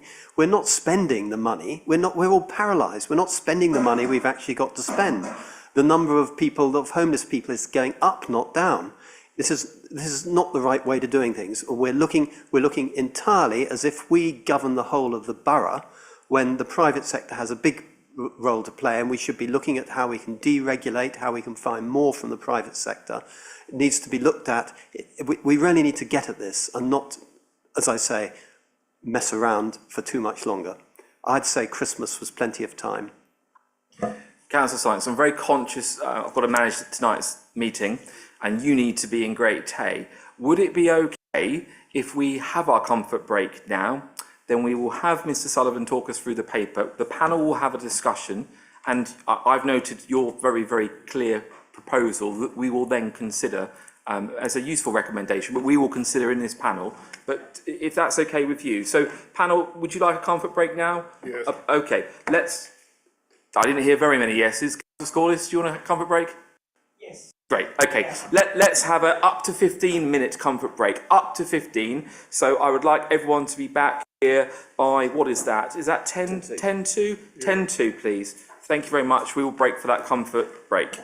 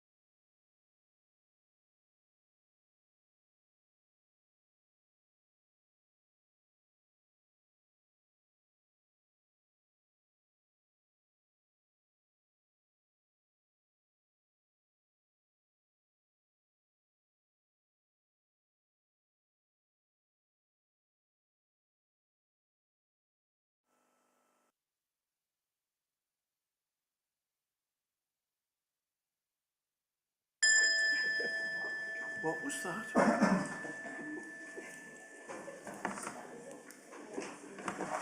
Good evening, welcome back everyone, members of the public watching online, good to see you. So we will crack on with part 2 of this evening's scrutiny event. We will invite Mr. Philip Sullivan to talk us through the interim paper report in front of us here. We've already tackled some of the generality thanks to a visiting councillor, and we will have a discussion. No doubt panel members will wish to probe and to elicit information. But Mr. Sullivan, thank you for your patience and thanks for giving up your evening to be here. Thanks very much, and I will try and keep the introduction brief because we've started the discussion already. But in terms of this is purely a snapshot update in terms of the current position. The reasons for the review, the HRO review itself, are set out in 4.1 of the report. What I'd add in terms of where we refer to 700 properties having a negative impact on the business plan, just to mention that this is out of 6,000 homes, to provide that context, and also the fact that that could change. So if rents do increase, some of the decisions that are coming our way over the coming weeks might mean that that number changes and reduces. So at the moment, that's the current position. And then in terms of the emerging factors referred to in 4.2 of the report, just to highlight the discussion we've already had this evening in terms of temporary accommodation and the importance of housing in Colchester and indeed nationally at the moment. And section 2 sets out some of the external factors of relevance to the review. Again, we've referenced the Southwark report. There's a separate report from Savills and the Chartered Institute of Housing at the moment, the government statements on the 30th of July, and we've referenced the 30th of October fiscal event as well. And then just towards the bottom of the report, 4.5, just to state again that Savills have been commissioned. They are now working in detail and at pace on their element of the review, particularly in the context of the existing stock, and that is material in terms of the financial implications of that. But all of the work streams as part of the HRO review are making good progress, and there are a number of work streams taking place. So it's not just about stock condition, it's about income maximisation, regulation, delivery models, finance, housing provision. There are a number of work streams feeding into this review. All of them are making good progress. But again, and I won't repeat, we've just discussed about the timescale of this and the nature and the reasons behind that.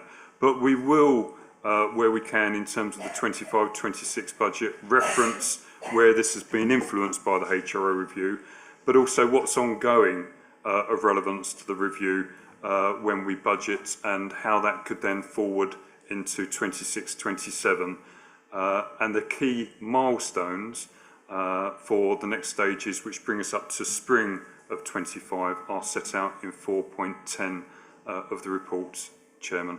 If I can just apologise, in the recommendation in 4.10, it refers to March 24, that should be 25, and finally you'll see in section 2 the actions being requested, Chairman. Thank you. Thank you very much. Okay, members, do you have questions? No? Okay. Well, we had a visiting councillor who suggested that we would need to consider asking whether it would be possible to see an interim update before, I think he was sort of saying Christmas.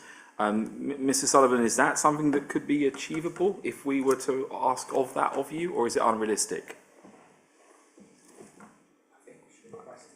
Well, let's. I mean, Chairman, I'm happy to update this panel any time in terms of where we are. What I would say is that I will, in the normal course of activity, be updating councillors through Cabinet at the December meeting on the outcome of the fiscal event on the 30th of October. So the Housing State of the Nation report will include that, and that's programmed in to happen anyway. In terms of the budget setting, we will be setting a budget for next year. You know, what we will be able to do is to reference how that relates to the HRO review. Where it is possible to influence 25-26 budget, we will do that. But I think what we're setting out here is the reasons why it won't be comprehensive, and there will be more work needed that will then flow into 26-27, Chairman. That all seems to make sense. So can I take it then that you will be able to give this panel some information by Christmas, an interim update based on what you can? I'm absolutely happy to give an interim position statement before Christmas, Chairman. I think I'd welcome that, and I think that's great. Okay, thank you. That's a very firm piece of direction. Excellent. All right. While we're there, I know we've got lots to talk about tonight, but I couldn't help but noticing, and it was really useful actually that you gave us the clear context around just under 4.1, the clear context around some of the cost challenges, I don't know. We will probably have to wait until the budget, but I'm looking at number one, achieving net zero, £100 million over 30 years, and quite obviously, you know, we all want people to be living in warm homes with warm windows and non-drafty doors and all of that. But it will be interesting, won't it? Because there were some noises from the previous government around potentially reining back on the speed of the conversion of, for example, and I know that visiting councillor is looking at me right now with sharp eyes, but there is a conversation to be had, is there not, around the replacement of boilers and that type of thing, because that is a huge cost. And not just a cost, but we don't have the skilled engineers to do it. If you were to suddenly say overnight that everyone living in rural North who has an oil boiler can't have it anymore, and there is social housing across the borough, not just in the urban wards. So I am alive to it. But I thought that context was very useful. Thank you for that. And it will be an interesting outcome to see what happens in October and how that might impact on you. Councillor Smith. Thank you. Yes, talking about the energy efficiency, one of the things which we have done in the past year is we were able to get funding to support our least energy efficient, I did get that the right way round, properties. And we've actually got funding for, I think it was 90 odd properties, which were in 16 of the 17 wards. I hate to mention it in view of the composition of the panel tonight, but the one that was missing was High Woods, because there wasn't any old council housing stock in that ward. But that's something that's gone out, and when you looked at those figures, actually it was the rural areas that had got old properties that were often only had limited heating. They may not have had gas supply or what have you, and that's something which I was very pleased that we were able to push forward and get delivered, and that process is ongoing at the moment. So all councillors, with 3 exceptions, will have benefits in their ward on that particular subject. Thank you. I see a hand, and I was just about to quote a Radiohead track about pragmatism and idealism in the context of net zero. I think we all need to probably consider that. Councillor Willis. Yes, Chairman. I mean, clearly we are really interested to know what will be in the new HRA. But surely the tenants will be equally interested to know what is in there. And Section 8 says there will be significant interest in the review, and I'm sure that there is going to be phenomenal interest, not just from us, but from them as well. Councillor Smith's already referred to my voting record in the past, so I shall ask the sort of same question that came up there. That if we look at 423, council housing finances, the whole of this document is addressed as us as the landlord, and we very rarely consider the need of our tenants other than when they don't have a house and so on. We're pushing for a rent settlement in the strategy of CPI plus X, where X is 1, I don't know why, but for every extra pound we take off our tenants to spend on what we consider to be good works like improving the property means that there is £1 less in the tenant's pocket. Now, for some of them, of course, they are being fully reimbursed by the government for their housing payments, but for many of them, they are not. So when we say, here is the new report, we throw our hat up in the air because we're getting more money in, we're going to take CPI plus 1%, plus 2%, plus 3%, whatever the government decides, from our tenants.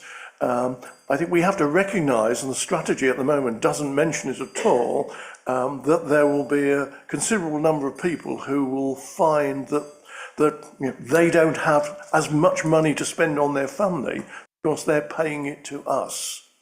And I just wonder, this is a consideration which doesn't seem to permeate this report at all, and perhaps it shouldn't, because this is a landlord's report on how we manage our money, how we manage our stock, and so on. But there is the reverse side, which Councillor Smith reminded of me earlier on, that the more money we take from our tenants to do good works, the less money they have to spend on their children, on food, on clothing, and so on. And should that be a consideration in our report? Councillor Smith. Thank you. Yes, you raised a very good point there. And of course, Coventry Borough Homes has an excellent record of financial inclusion and of financial support for its tenants. Indeed, the level of rent collected by CBH is a higher percentage than the Colchester Council managed to collect in council tax. A subject which I frequently raise with Councillor Corrie, to be fair. But CBH does do an extremely good job of helping its tenants who are in difficulties. It's had arrangements with the Colchester Credit Union to help fund tenants if they are in financial difficulty. They have a very good welfare advice service, which many tenants in my ward have been particularly grateful to. Now, those are parts of the services that are paid for by the rental income that comes in. And of course, as you quite rightly say, Councillor Willits, the majority of council tenants have their rents paid via housing benefit and what have you. And so actually it's the government that would be paying any increase rather than the individual. Mr. Sullivan. Thank you. If I can just add to that. Council tenant rents are probably roughly about 40% of the private rental level. And I think it's something the council should be proud of, the fact that you do provide low-cost, affordable housing to people who need it. The reality is we do need to maintain it, though. We do need to invest in it. We do need to make sure it's safe. And we have a lot of statutory and regulatory obligations on us. And that rent is really important to make sure we can keep doing that. Just briefly, Councillor Willits, absolutely right in terms of involving tenants in the discussion on the HRA review. The next Housing News and Views is going to be including an article highlighting some focus groups, some workshops to invite tenants to, so that they can be involved in the discussion. And the final observation or comment is, I understand about rent and rent settlement, but actually our ask of government is much bigger than that. If you look at the Savills report with the CIH, if you look at the Southwark report, actually a reset of the HRA settlement from 2012 is the ask of government. Because of all of the things that have happened, the rent reductions for 4 years, where we were in 2012, that model doesn't exist now because the rules changed on rents, because the whole operating environment has changed again. So the ask of government is, if we reset to where we were in 2012, actually we can afford to provide the good quality accommodation that we do in Colchester and build more and address the housing crisis. So there are some very important discussions and lobbying taking place, including in Colchester, with government at the moment. Thank you. We will get to the end of this item, but Councillor Rowe. Thank you, Chair. Just a very sort of broad observation on the conversation and some of the concerns that have been raised around the issues with looking after and maintaining properties when we don't have the correct amount of rent coming in. It just sort of crossed my mind that it's quite a good case study for the next time that anybody looks at or proposes rent controls across the economy. Interesting observation. Okay, I think we've got to the end. I think we have a very firm recommendation that we will get that interim report with some financial data as you can before Christmas. So thank you very much for that. And we look forward to the substantive work being undertaken. But thank you for what you do. Thank you for your time this evening. That concludes that item.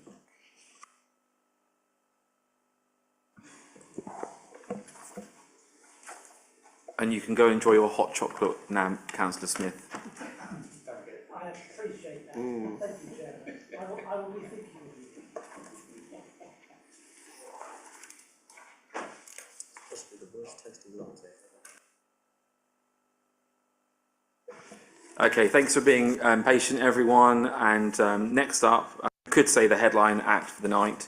We're going to be talking bins. Okay, it doesn't get more exciting than that. It's the one thing that we all need in our life. So, Mrs. Tanfield, you've been very patient. Thank you very much for being here. I understand you're going to treat us with some potential slides, which is good. Yes, Councillor King. Sorry, I do forget you're here in the capacity of the portfolio holder. I do apologise, and we do miss Councillor Goss. I'm sure he'll catch up on this meeting, but you are here standing in, so perhaps I should look to you to introduce this item. Before you do, I just want to start off with in a positive frame of mind, because it's the motive subject, bins. We all get very excited about bin talk. But I just want to observe that from what I've seen within this report, that I think it's very good news that there has been genuine consultation and that there proposes to be genuine trial, not just in the urban or suburban areas, but in rural areas. And I think that's really welcomed, and hopefully whatever findings are made through that process, it will result in a better informed approach to whatever happens in the long run. But I think those two things for me, I think that's good. And I say that in the context, and I hope Baber District Council are watching, I say that in the context that Baber are talking about reducing residual waste collections to every 3 weeks, and they've done no consultation on it. And I think that is very, very disappointing for a local authority to take that approach, to disrespect residents in that way. Obviously I have an interest in that matter because I live 6 miles north of where we're sitting right now, across the border into Baber. I've never shied away from that fact that I work in Colchester. Okay, Councillor King, over to you. Thank you. As a deputy or deputising for Councillor Goss, he'll like that thought, I think. Just a few opening remarks. Can I thank you for yours, Chairman, because I know there was a lot of concern around the consultation. And it was listened to, and it was listened to in the way in which the depth of the remarks and feedback was analysed and then taken on board. So thank you. I think that's a very big tick as well. And I also am aware of that contrast, because there is always a degree of choice for every local authority. Do you look to listen, or you just look to do? And earlier we've had tension displayed by frustration at not getting on with things, because sometimes getting on with things is at the expense of that consultation. I think it's enriched the proposition that we got before us tonight, and my thanks to the team for sticking at this for many months, through many rounds of engagement with members, and then eventually a very detailed and actually very high level of, I think relatively, of response in the formal consultation. Just a few remarks from me, and then I'll hand to Rosa and the team. I want to say, remind us all, this is central to the budget which the full council passed. It's not driven by the money alone, but it's absolutely appropriate that we look beyond simplification and better value for money, but take what we can, because every pound spent that we have a choice over affects what we can do elsewhere. So it is central to Fit for the Future, and Rosa will talk to that, I know. It's central to erect that challenge we've set ourselves, which again we touched on tonight, about what can we do about the climate challenge and our impacts on the environment. You know, less waste in the ground, less pollution. and actually less injury to our staff, that's also within this proposition for change.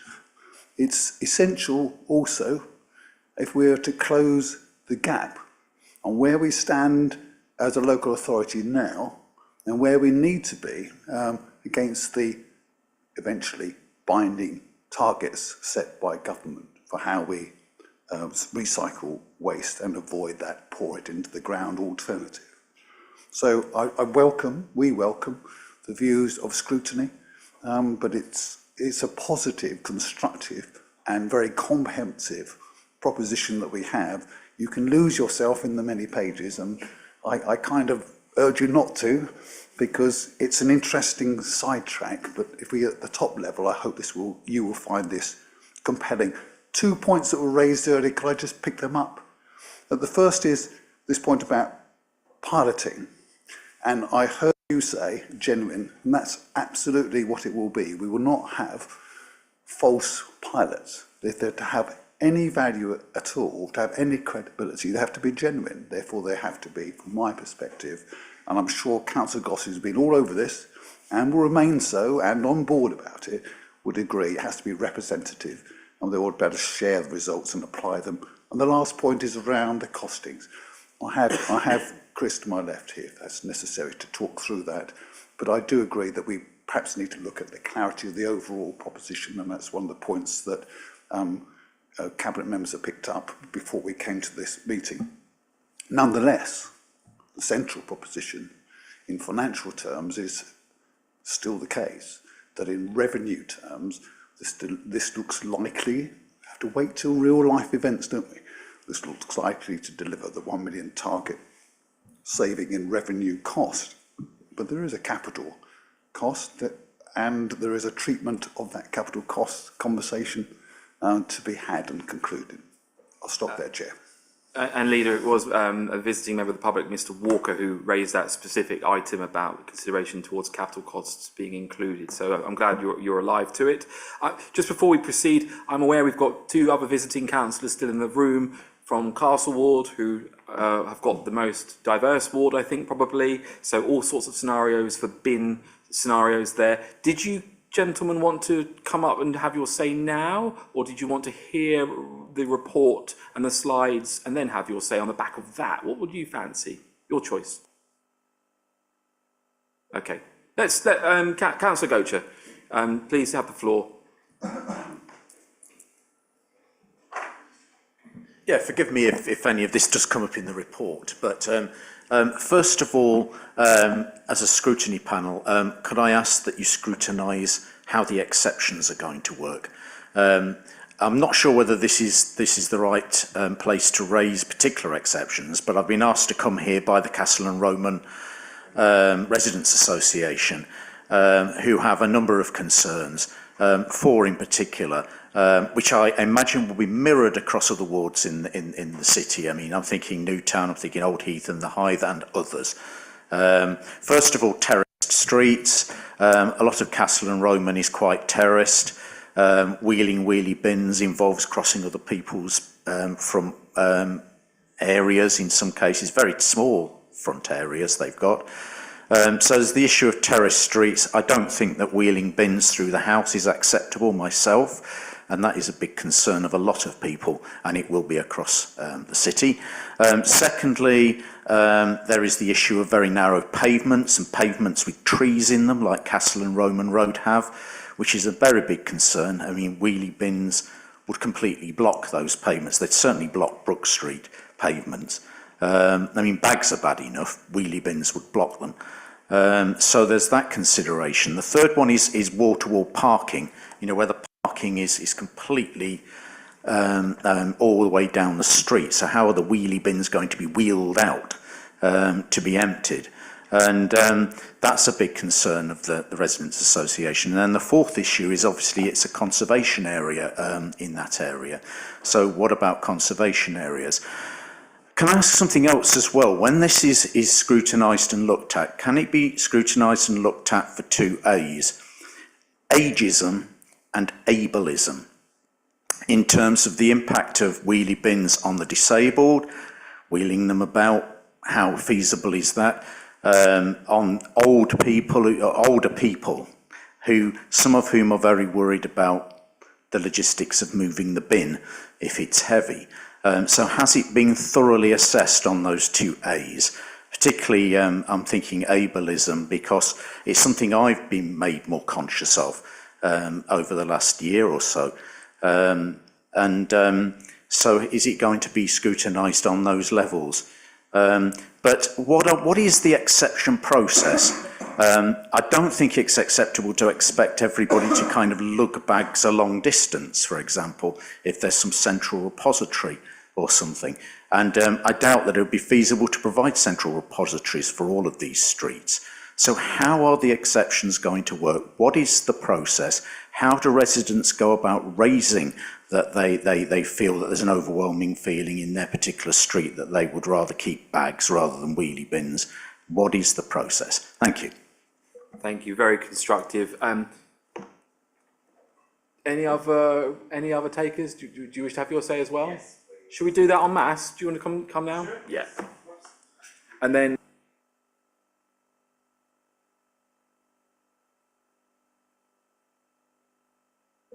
While we're waiting, the thing I'd ask of Mrs. Tanfield to consider is in relation to Councillor Gocher's point about the aesthetics, in particular, beautiful street that is Roman Road and Castle. The colour blue, now it's my favourite colour, but why blue?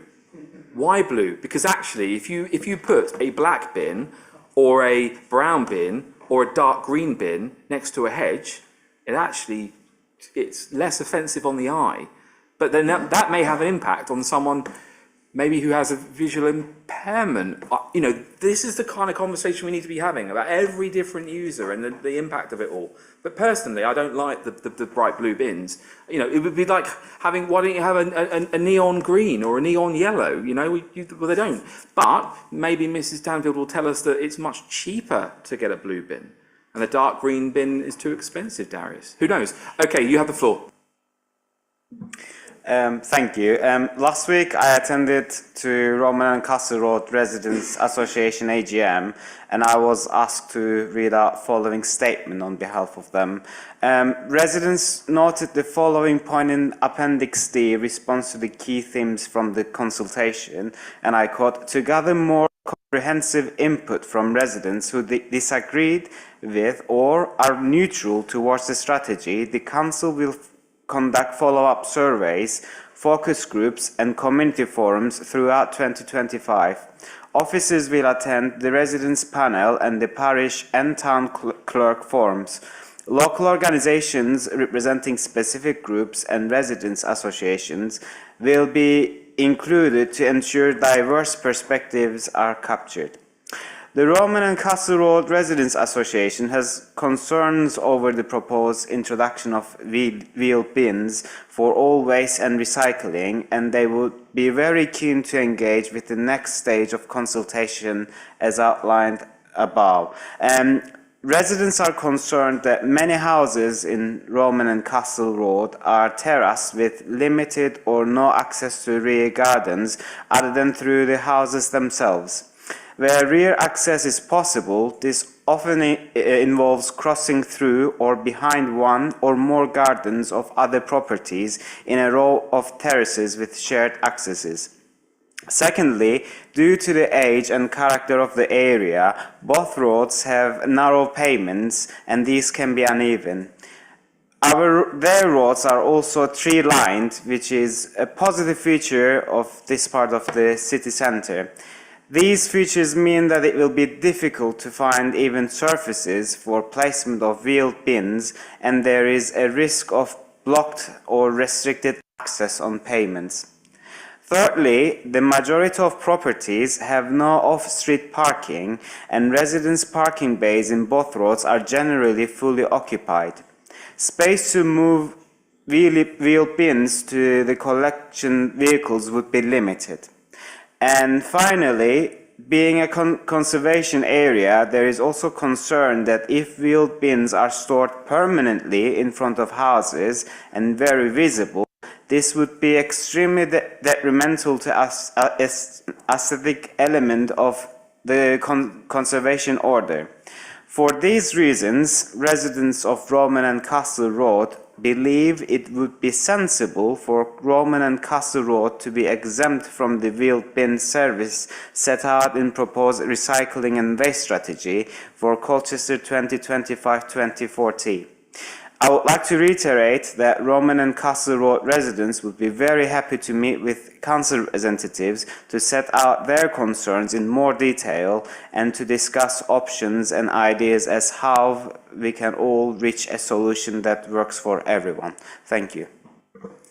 Thank you. Okay, I think we will address all of that that's been raised, including my green versus a blue bin point. And it is really useful, I think, and thank you, Castle Ward, for coming here and speaking about the most diverse ward. And actually, when Councillor Gocher referenced Brook Street, I suddenly had a nightmare, a vision of, you know, what that would look like if there were 3 wheelie bins outside each property there, and if someone walked down that hill late at night and decided to be mischievous. You know, that would be a real difficult situation. So, the much anticipated headline act of the evening. Mrs. Tanfield, you have the floor. Okay, thank you everyone. That's not an intimidating welcome at all. I've got a number of slides because the agenda item is quite hefty, and I kind of want to guide you through and try and pick up some of these points that have been raised so far. So forgive me if it is a little bit lengthy, but I've tried to balance between giving you sufficient detail with... And can I just, sorry to interrupt, can I just say, members, can we just note down our questions so that we can get to the end of the PowerPoint? Note down rather than interject, and then we'll have a useful discussion afterwards. Thank you. Okay, so tonight you have been presented with the Cabinet paper to scrutinise that, and what we're asking Cabinet to approve is 3 things. Firstly, the adoption of the recycling and waste strategy for Colchester in the form that's appended to the report, that's Appendix A. We're also asking Cabinet to adopt the service delivery plan as set out in the report, and thirdly, to adopt the new domestic recycling and waste collection policy to support the delivery of the strategy and the plan. And I'll go through those in a moment. So if you can go to the next slide, please. So this is not Colchester, just for clarity. When we ask our residents what do we do, the response we often hear is collect the rubbish. And without a recycling and waste team in Colchester, our streets would look very different, possibly something similar to this picture here. But this picture is from another council, north of England, where staff stopped working. And it gives you an idea of how very quickly things can change when the operation stops and it's not being effective. And it has an impact, not just on our residents, our families, but also our communities, our businesses and public health as well. So the council's, this council has got a vision and a strategy that's been in place, but it's very outdated. It's many years past now. Public behaviour has changed, our city has changed, and we've got different concerns around environment as well. Recent operational challenges have been emerging over the last few years, not least the pandemic, which highlighted the need for increasing our resilience and greater effectiveness and efficiency in our recycling and waste management, so that we don't find ourselves really in a scenario such as this. So next slide, please. Now, there's lots happening in the waste and recycling sector.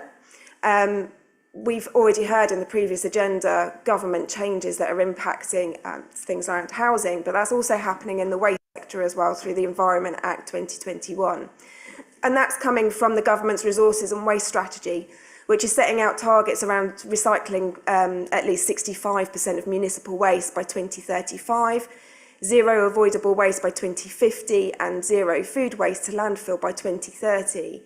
So the Environment Act passed into law in 2021, and that's mandating the measures to meet that strategy. So the things that are going to impact us in Colchester are threefold. Firstly, there's an initiative called the Extended Producer Responsibility, and that's effectively a charge to producers of packaging. And that money is going into a central body, and that money will then be distributed out to councils who collect the packaging, who collect the waste and the litter. So that's going to have an impact on us, and that's starting to be implemented now, and will roll out from January 2025. The second initiative is a deposit return scheme, which you'll see probably in Europe and also in Ireland, where you buy a bottle of drink in a shop, you can take it back and get your deposit back. That money is going to hopefully help incentivise people to not litter so much, but it will have an impact on the recycling that we see in the curbside in the future as well. And the third initiative, which is quite fundamental, is something called simpler recycling. And this is about making sure that any person, resident or worker, knows what materials they can put out for recycling, no matter where you are in England. So we've already talked about different locations where collection methodology is different and items are collected are different. The government is striving to roll out making sure that every authority collects the same materials from every resident and business in the future. They're also keen to make sure that labelling is clearer on packaging and there's really easy to follow instructions, so making it really easy and simple for people to do the right thing. So these three key initiatives are going to really have an impact on what we're doing with our waste and recycling service going forward, and also the tonnages that we'll be collecting in the future as well. More local to home, the Essex Waste Partnership and Colchester Council have been working with Essex County Council and the other authorities in Essex to develop a new waste strategy for Essex. That went through Cabinet at the last Cabinet meeting. That plan outlines how we'll manage waste from homes, businesses and our street cleansing services across Essex. It sets out really clear ambitions and commitment to how we reduce the impact on our environment from dealing with the things that we throw away. And it's providing a framework for waste management, informing our own service delivery and making sure we've got a joined up approach across the whole of Essex as well. So both these national and local things, along with the factors, are going to have an impact on the waste service in the coming year. So what are the local challenges? Oh, sorry, next. Oh, 2 slides. I'm clicking on here, not realise you haven't clicked on there. Apologies. So, more local challenges. The challenges that we face in delivering the service is that we have a really complex operation. Not all of our residents have their materials collected in the same way or even to the same frequency. 68% of our residents have their waste collected in disposable bags. The rest have them collected in black wheeled bins. 15% have their waste collected in wheeled bins. 17% live in flats and have completely different form of collection as well. And then there's more than 33% of our residents who have signed up to the garden waste scheme and have their garden waste collected in wheeled bins as well. Next slide, please. So in order to collect and transport all this recycling and waste in all of these different ways, we have a really complex fleet. We've got more than 41 different vehicles. We've got 5 different variations of refuse collection trucks, 2 different types of food waste vehicles. And if one goes down, there's not always that reliability or resilience to move the vehicles around because of that complexity of how we collect the materials. We employ circa 160 staff to deliver that complex operation as well. And it's a very manual job by the nature of lifting the boxes and the bags, and it has got an impact on the staff health, sickness absence and attendance. And the complexity of our service was actually recognised and recommended for an urgent review by the LGC Peer Challenge back in 2022, who stated that we should consider rationalising the model of delivery to enable that better resilience across our fleet and our staffing. Next slide, please. So Councillor King has mentioned the Fit for the Future portfolio. This is a fundamental piece of work as part of that piece of work, by the very nature of the size of the work that we do, the budget that we have and the number of residents that we impact. So we've taken due consideration of the key points of the Fit for the Future portfolio and the work that we're doing. Next slide, please. So with all of these factors in mind, we've worked with a consultant along with the Environment and Sustainability Panel, so a cross-party group, to consider and develop a new strategy.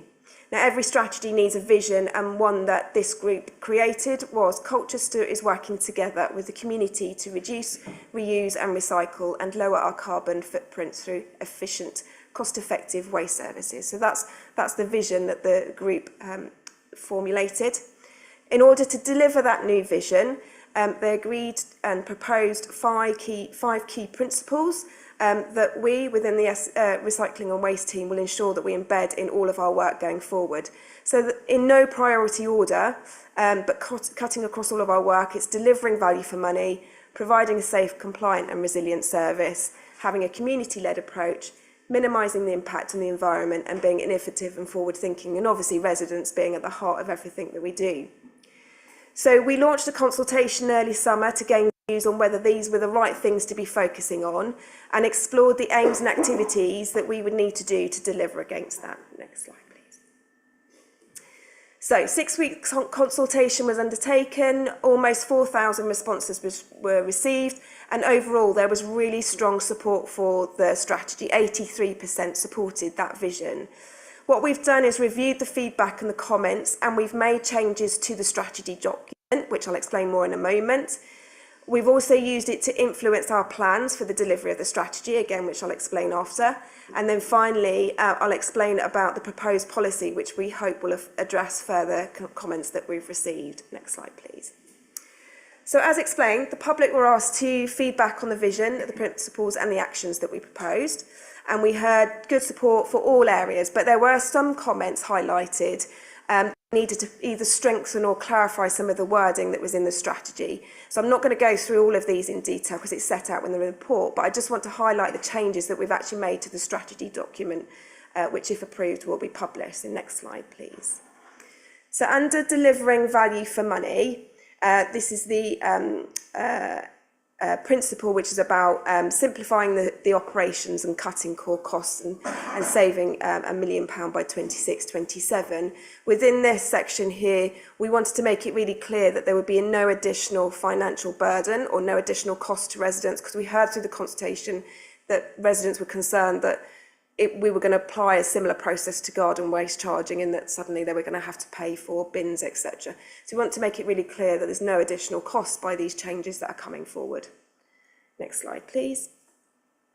Provide a safe, compliant and resilient service. Again, this had really good support, but no additional comments that we felt that were needed to add here, so we'll continue with that. Next slide. Community-led approach. We heard really strongly through the consultation that engagement and education and working with communities, as we've already heard as well, is really important. So here we've talked about introducing aims around reducing the barriers to recycling and reusing more. So thinking about how can we help residents to do more, do their bit, and ensure that diverse perspectives are captured when considering changes or initiatives. In terms of how we'll do that, we've already talked about it tonight, thankfully. It's about attending residents' panels, parish and town clerk groups, etc., and making sure that we're getting feedback on the things that we are looking to change over the next 15 years as part of the strategy. But also making sure that we're regularly reviewing our communications online, making sure it's really clear and simple to understand, and also educational and accessible. So people were asking us wanting to know what actually happens to our recycling. So making sure that we've got those tools online. Next slide, please. So maximising the impact on our environment. We felt here we needed to just enhance an aspect. Some residents felt that some residents weren't doing their bit and we weren't doing enough to make sure that they were. So we do have enforcement powers, so we wanted to add an extra section in here that just says we will take enforcement action when or where needed. We'll talk a bit more about that if need be. And then also to support the creation of more recycling points in communities, because again, we heard that people want that in their communities. So we'll set that out as an action. Next, around be innovative and forward thinking. So again, just coming back to my point earlier, we heard that people want to know more about what's happening with their recycling. So making sure that we're publishing information about how waste and recycling is treated, and promoting and enabling residents to do more around repairing items, working with charitable organisations, which was something we'd made sure we put in there, but we just wanted to make that quite explicit following that feedback. So next slide. So delivering the aims and how do we get there? I'm going to now just talk about how we're going to deliver the strategy through these priorities. And as I say, they're not in any particular order. These are cross-cutting. So next slide, please. So firstly, the new proposed collection service will replace the separation, you might need to click again, sorry, replace the separate collection of materials in sacks and boxes with a single wheeled bin, which will contain plastics, metals, paper and card, a recycling box for glass, Refuse will still be collected fortnightly, but it'll be using one-wheeled bin. And additionally, we will be looking to roll out food waste collections to flats, which is not currently happening. So how did we determine that this was right for Colchester?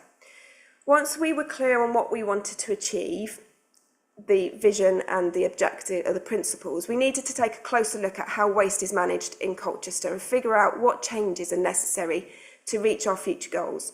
So what we've done is we've undertaken detailed analysis of different types of collection methodology, and that's guided our decisions. So this included comparing various recycling service delivery options, building on our current waste prevention initiatives and learning from others to see where we can improve.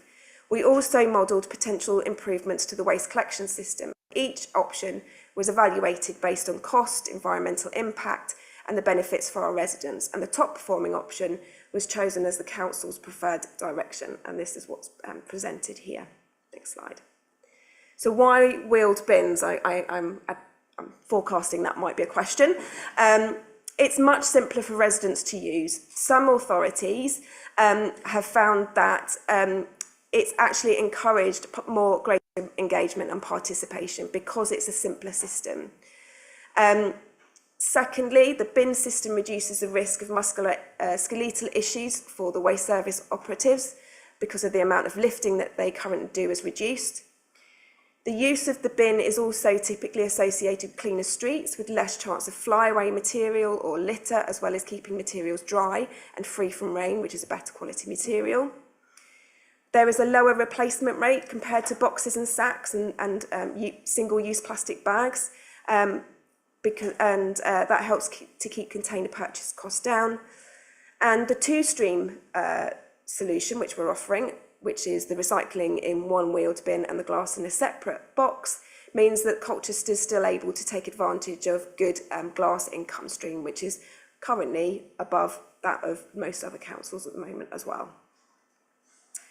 So does this new way, sorry, next slide please, does this new way of collection make us different to others? Now, this is small, so don't worry, but it's just illustrative because in fact, we're sitting amongst the most highest performing in the county if we're to choose, country even, if we choose this solution. The top performing authorities in England with regards to recycling rates, namely South Oxfordshire at 61.6% and Three Rivers at 61.5%, all utilise a one bin commingled system.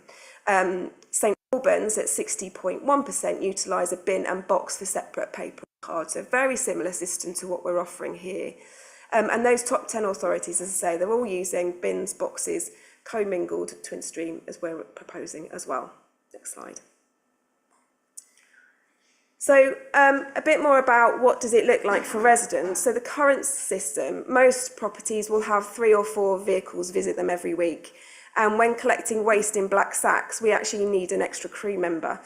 And if perhaps you have bin stalls or flats in your street, the number of vehicles that pass your home could be even more. Next slide, please. With the proposed system, the number of properties visiting, number of vehicles visiting most properties will drop to 3 or even 2 if the household doesn't have garden waste collections. So in terms of the principle of delivering value for money, the proposed changes are expected to reduce costs by approximately 13%, and that's reflecting the council's commitment to delivering cost-effective, efficient services whilst maintaining quality.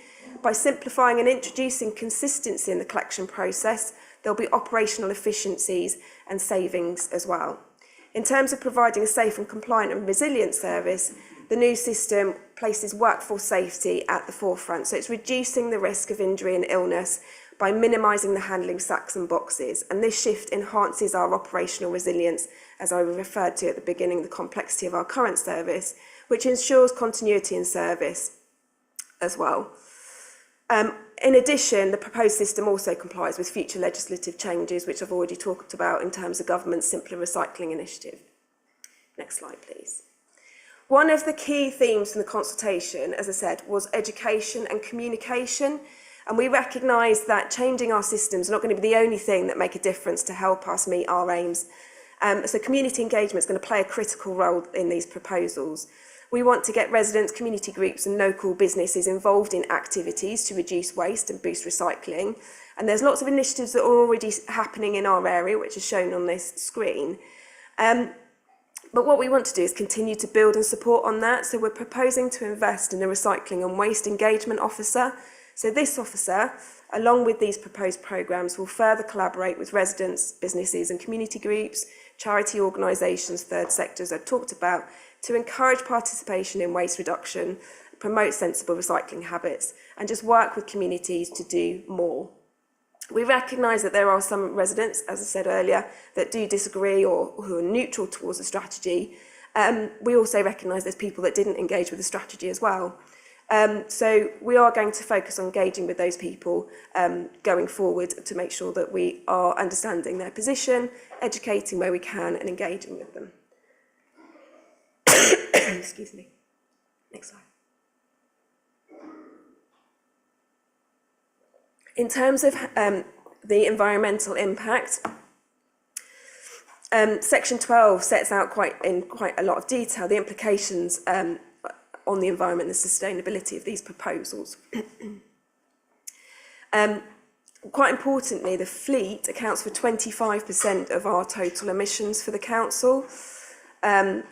And whilst we have got a fleet transition strategy, it should be recognised that as the electricity grid becomes greener, the fleet's emissions will take up a larger proportion of our footprint.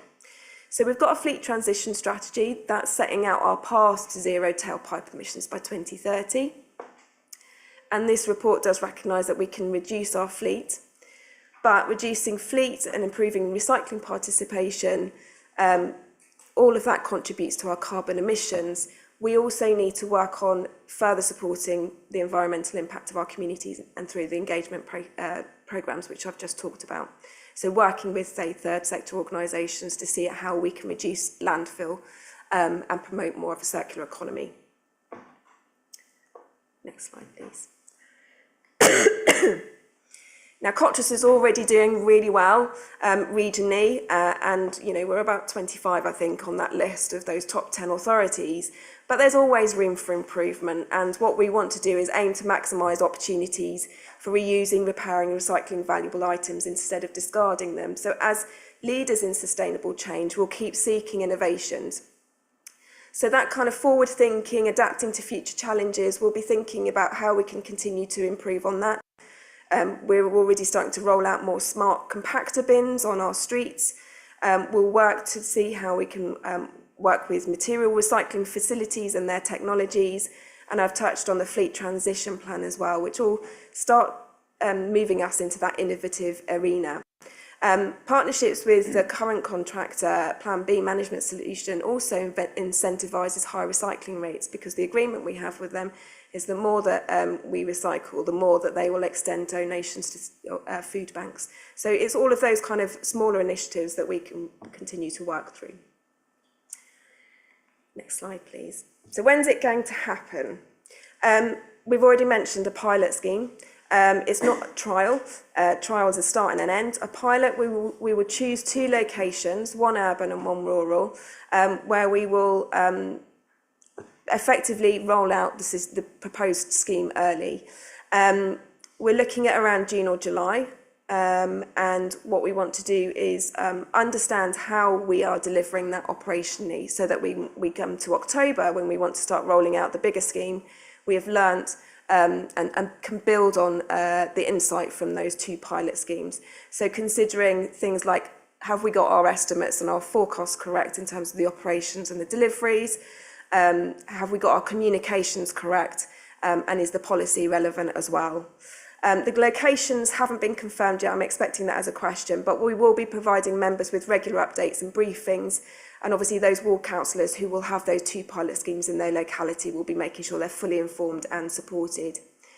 So from October 25, wheeled bins will start being delivered to households, with the aim that by the end of March, so the end of that financial year, all households will have their bins, and that fully new, all residents across the whole Colchester will have the same consistent service being delivered.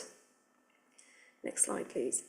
So In Appendix C, there is a new document, a new policy, which we don't currently have a policy in place. And we're proposing to launch this new policy alongside the pilot to help set out our standards and policies for the council's collections.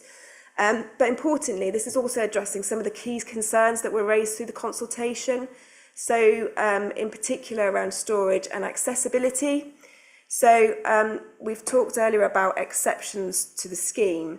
In 4.1.2 of that policy document, we've set out that where a property does not have a front garden or rear garden with access to the household could choose to have a wheeled bin service, and they may wish to do that, and they could choose to do that. They could request to have smaller bins than the standard service that we're offering, or they could have a sack service, so something similar to what they're already receiving them at the moment, because again, we've heard through the consultation that works for some residents currently, but obviously with recycling mixed in clear sacks, but glass remaining in the boxes, and the 3-bag limit for residual waste. The other area through that policy document under that section is about properties that are at top or bottom of multiple steps, or where there's no rear access. So again, the householder could choose to have a wheeled bin service, and some residents may wish to choose that. Or again, they may have a sack service as currently received and as I've just described. In terms of obstructing pavements or being unsightly, that's picked up in 4.2.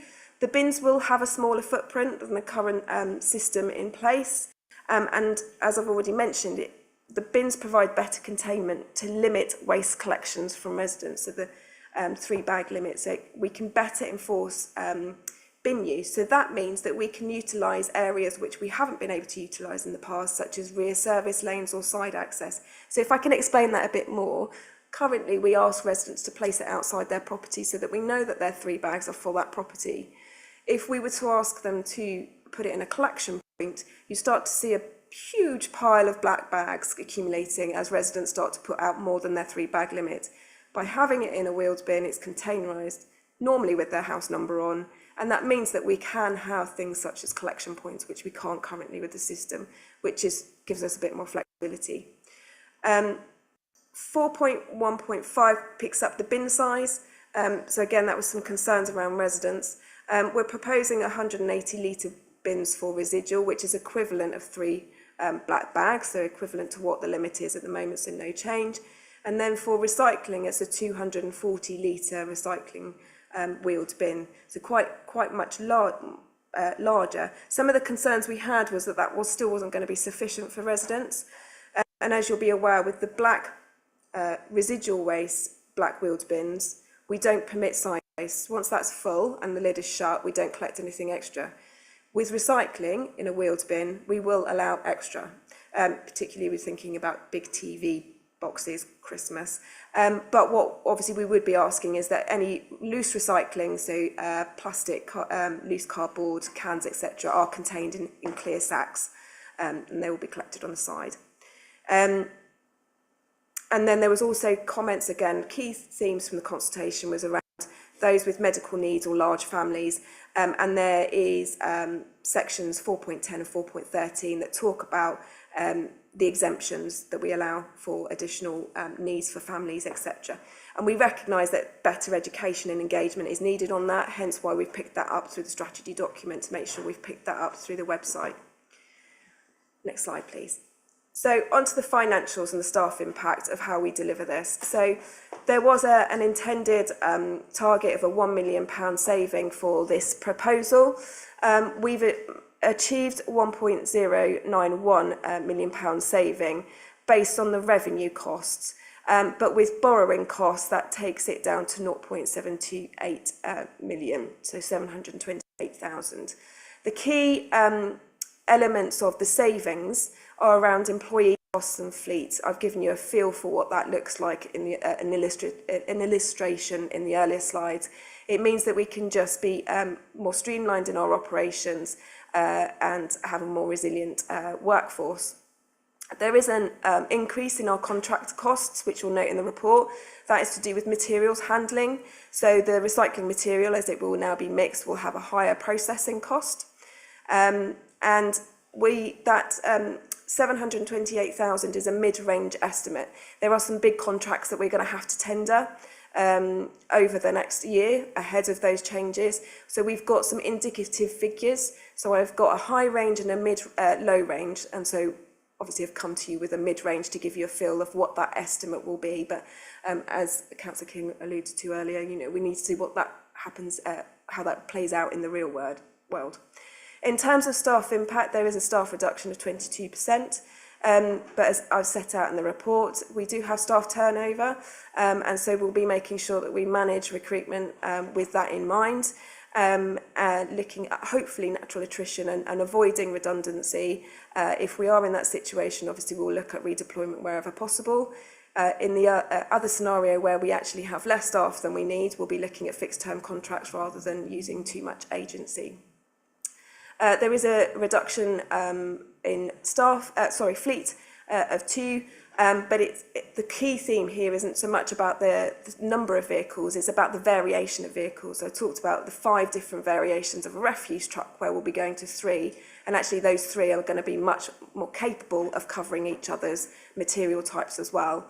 We'll be looking to move from 2 types of food waste vehicle to 1 type of food waste vehicles, and we'll no longer have cage vehicles as well, because we'll have more appropriate vehicles to do the collections. And again, that just helps with that operational resilience.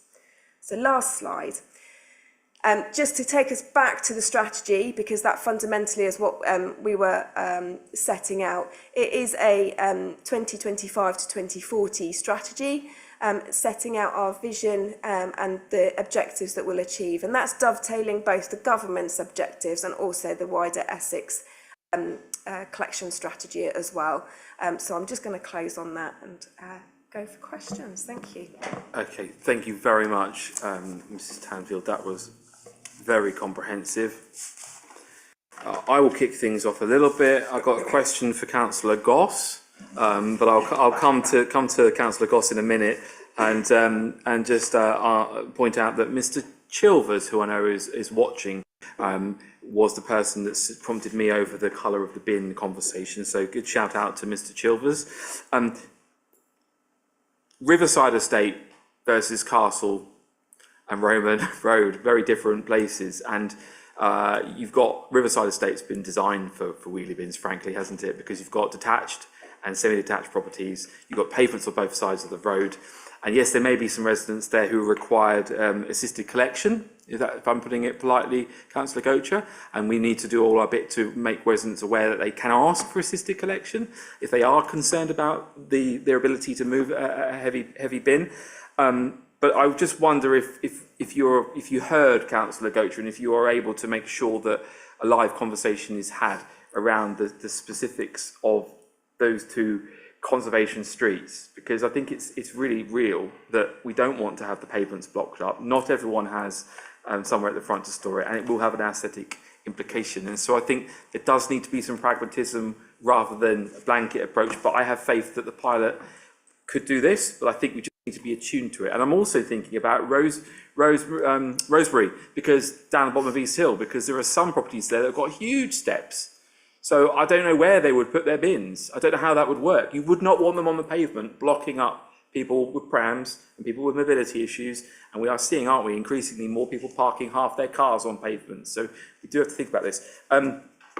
My question, though, was around the fleet. And obviously, this is a huge cost, whether we're buying or whether we're leasing. And I just wonder if we could get an insight into your thinking, because as I see it at the moment, you're operating a 5-day-a-week service. So, no? You say 4-day, there we go. Okay, so does that mean then that 3 days a week the vehicles are not doing anything? And is that good value for money? Has that been considered? Because is there a case of working with a local authority that could use them in the 3 days we're not using them, for example? That was my question. And then for the leader, and I have to do this one, and I say this with no prejudice whatsoever, and I would have put this to Councillor Goss. It's unfair of me to ask an officer of this one, so I'll ask yourself. Over in tendering, they have a commissioning approach to waste collection. Over in Braintree, it's in-house. The report that we're seeing before us doesn't offer us an insight into what it might mean if we had a commissioning approach. Now, you may well, Leader, or Councillor Goss, have made a decision, this is how it is right now, and this is how it's going to be. fine if that's your decision, but I would ask you to consider that you may wish to know about another way of doing it as an option, given that you are looking at everything. I offer no opinion on what is right or wrong. I just don't see that on the table, and you may wish to consider that. But first of all, the fleet. Yes, no, thank you. So your question being about sitting fleet on the non-operational days. So I can't, you cannot under-emphasise the importance of the fleet. It's as important as the people, and if it's not operational, it's not working, then we're not out collecting. So like lots of other authorities, that fleet does sit at the weekends when it's not operational, albeit that there are some services that we do operate on Mondays and weekends that utilise some of the refuse collection vehicles, but in the main they're operational on those 4 key days. Whether we would want to share that with another authority, I'd be nervous, only because of damage or downtime that would then affect our own service. So that would be my response to that. And Councillor Goss, a commissioning approach?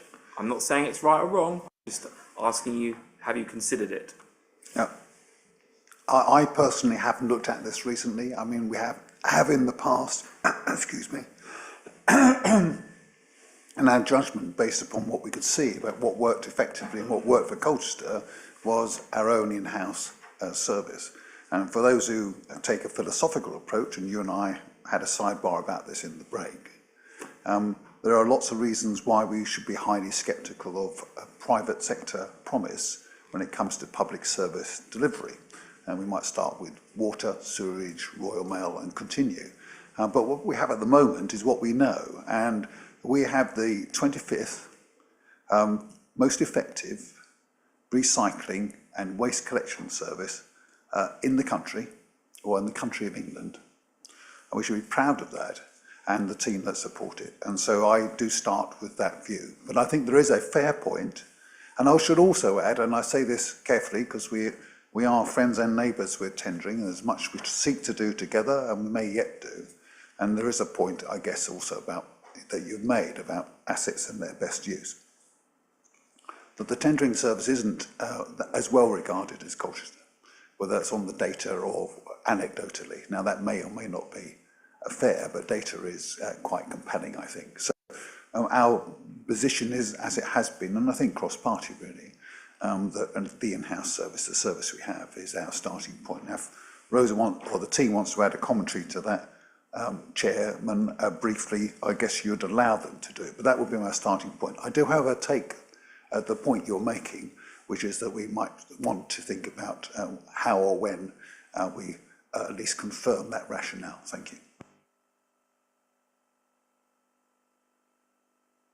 Okay, thank you very much for indulging me on that one. I open it to the floor. Councillor Law, and I think I saw Councillor Willits and Councillor Rowe. We'll do it in threes. Councillor Law.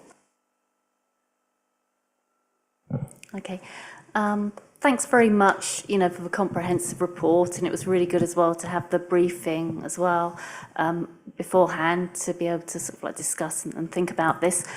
I'd like to start by really a comment briefly to say that, I think it's really positive that wheeled bins can improve conditions for the workforce. That's really important because, like you've said, it's really important that, our crews and workforce for this job, it's a really tough job. And, tackling musculoskeletal issues, it improves the conditions for workers, reduces injury, that has a cost benefit. And also the wheel bins can prevent littering, ripped bags. Residents are very vociferous about sort of littering in streets, and so it ticks a number of boxes and also helps with recycling. So that's a starting point. I've got a few questions really. Firstly, around the figure of up to £1 million savings in terms of being ready for Fit for the Future. I know that there are going to be the pilot phases. If there are going to be any adjustments made as a result of those pilot tests, could that impact the projected savings at all?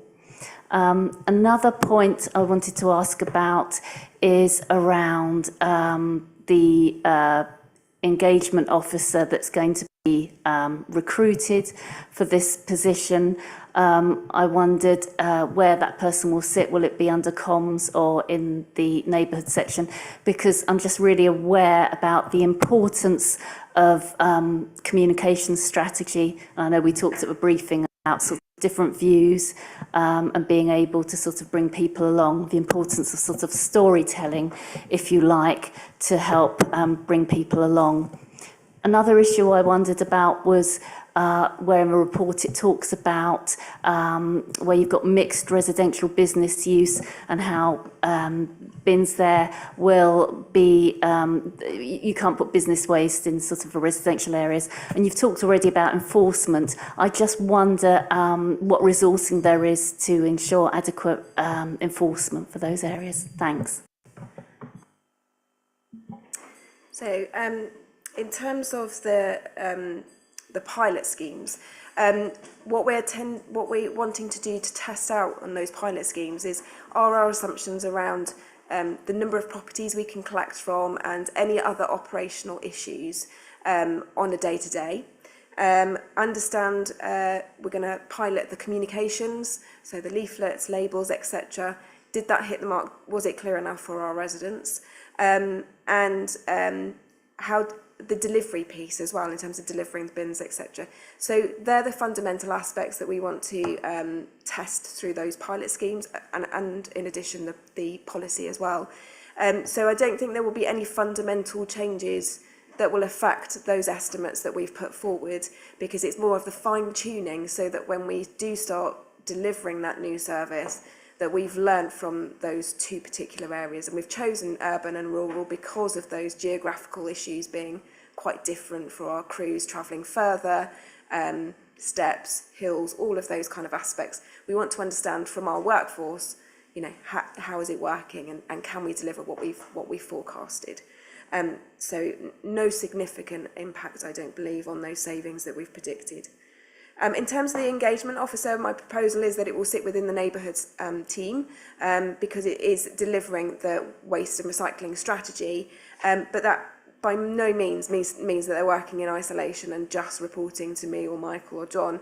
My expectation is very much that they're integrated across the whole of the council, much like our community enabling team, etc., and comms team. So be working across, you know, the whole organisation, working with relevant teams. So working with the community engagement team because of their really strong connections and relationships with community groups, working very closely and strongly with our communications team, because the communication campaigns that we have being delivered on social media, etc., needs to come out in the day-to-day on the ground stuff that engagement officer will be doing as well. So we need to make sure that that's coherent. But my expectation is that they'll work with us on delivering the strategy and the aims and the feedback that we've had from the consultation, delivering on that work, but with that specialist knowledge of understanding the waste operations. And in addition, working with the street care and safety wardens on certain aspects or certain areas where there are problems around fly tipping or littering that's associated with residential waste. So they'll be cutting across everywhere. And then in terms of mixed business and residential, the enforcement, we do have enforcement powers, but it's really important to do that education engagement piece first. So another reason why we've got that officer, to make sure that we're getting that right before we go in heavy-handed, so that the resident, you know, have we told the resident exactly what they are and not allowed to do. So we have those powers, so that officer, but also our wardens will be able to take that action. So we'll be looking at hotspot locations and focusing on those areas and just trying to get in early, having those conversations. Can we sort it out before we have to take any enforcement action? That would be the very last step that we'd want to take. Oh, sorry, Chair, can I just pick up one point back to the pilot phase? I know that that's projected to be around June, July time. Is that quite a sort of like fixed point sort of idea? I just wondered if it sort of slipped at all. It might be a bit difficult if it sort of fell back, because it could be summer holidays, people aren't around so much, and also it could impact later rollout and, you know, any adjustments. Absolutely. So we very much want to start delivering from October, because we need to make sure that we've delivered the new service by the 1st of April. Hence why we're targeting June, July, because we do want to avoid that kind of summer period. So yeah. Thank you. Okay.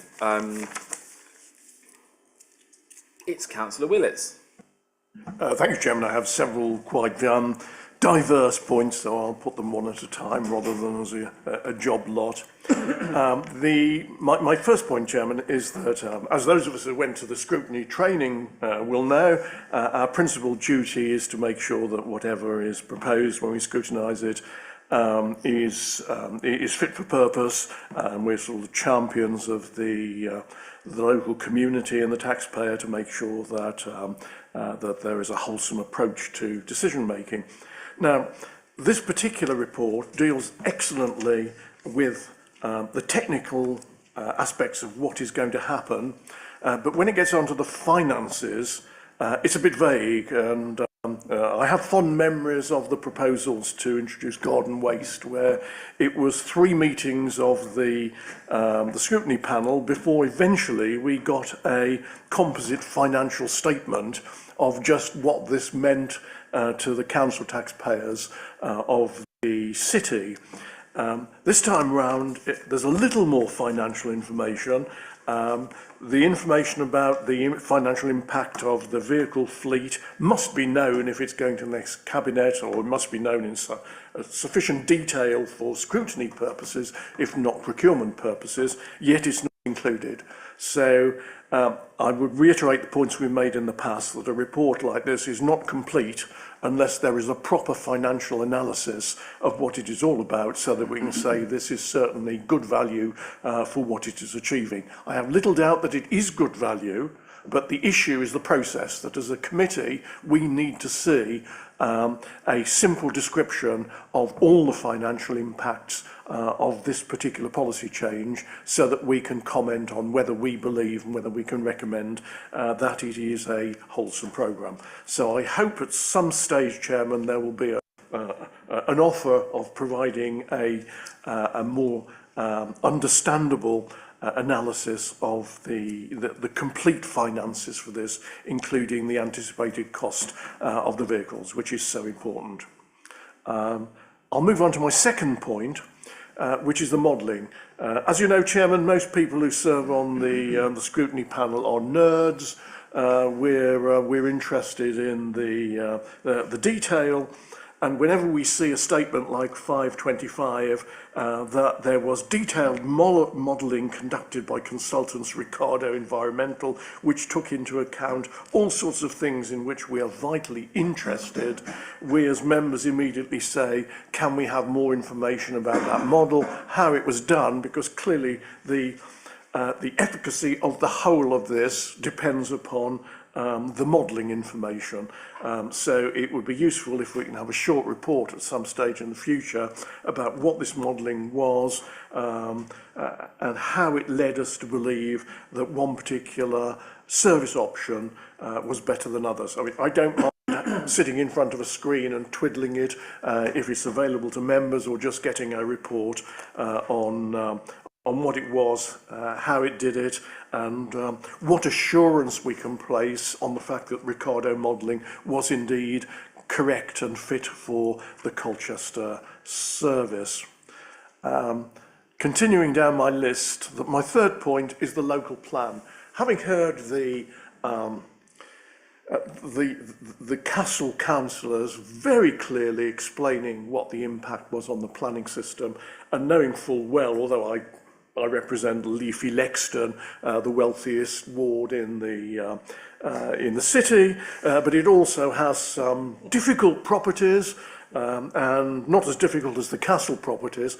But what came into my mind is this is not an issue which should be dealt only by waste and collection strategy people.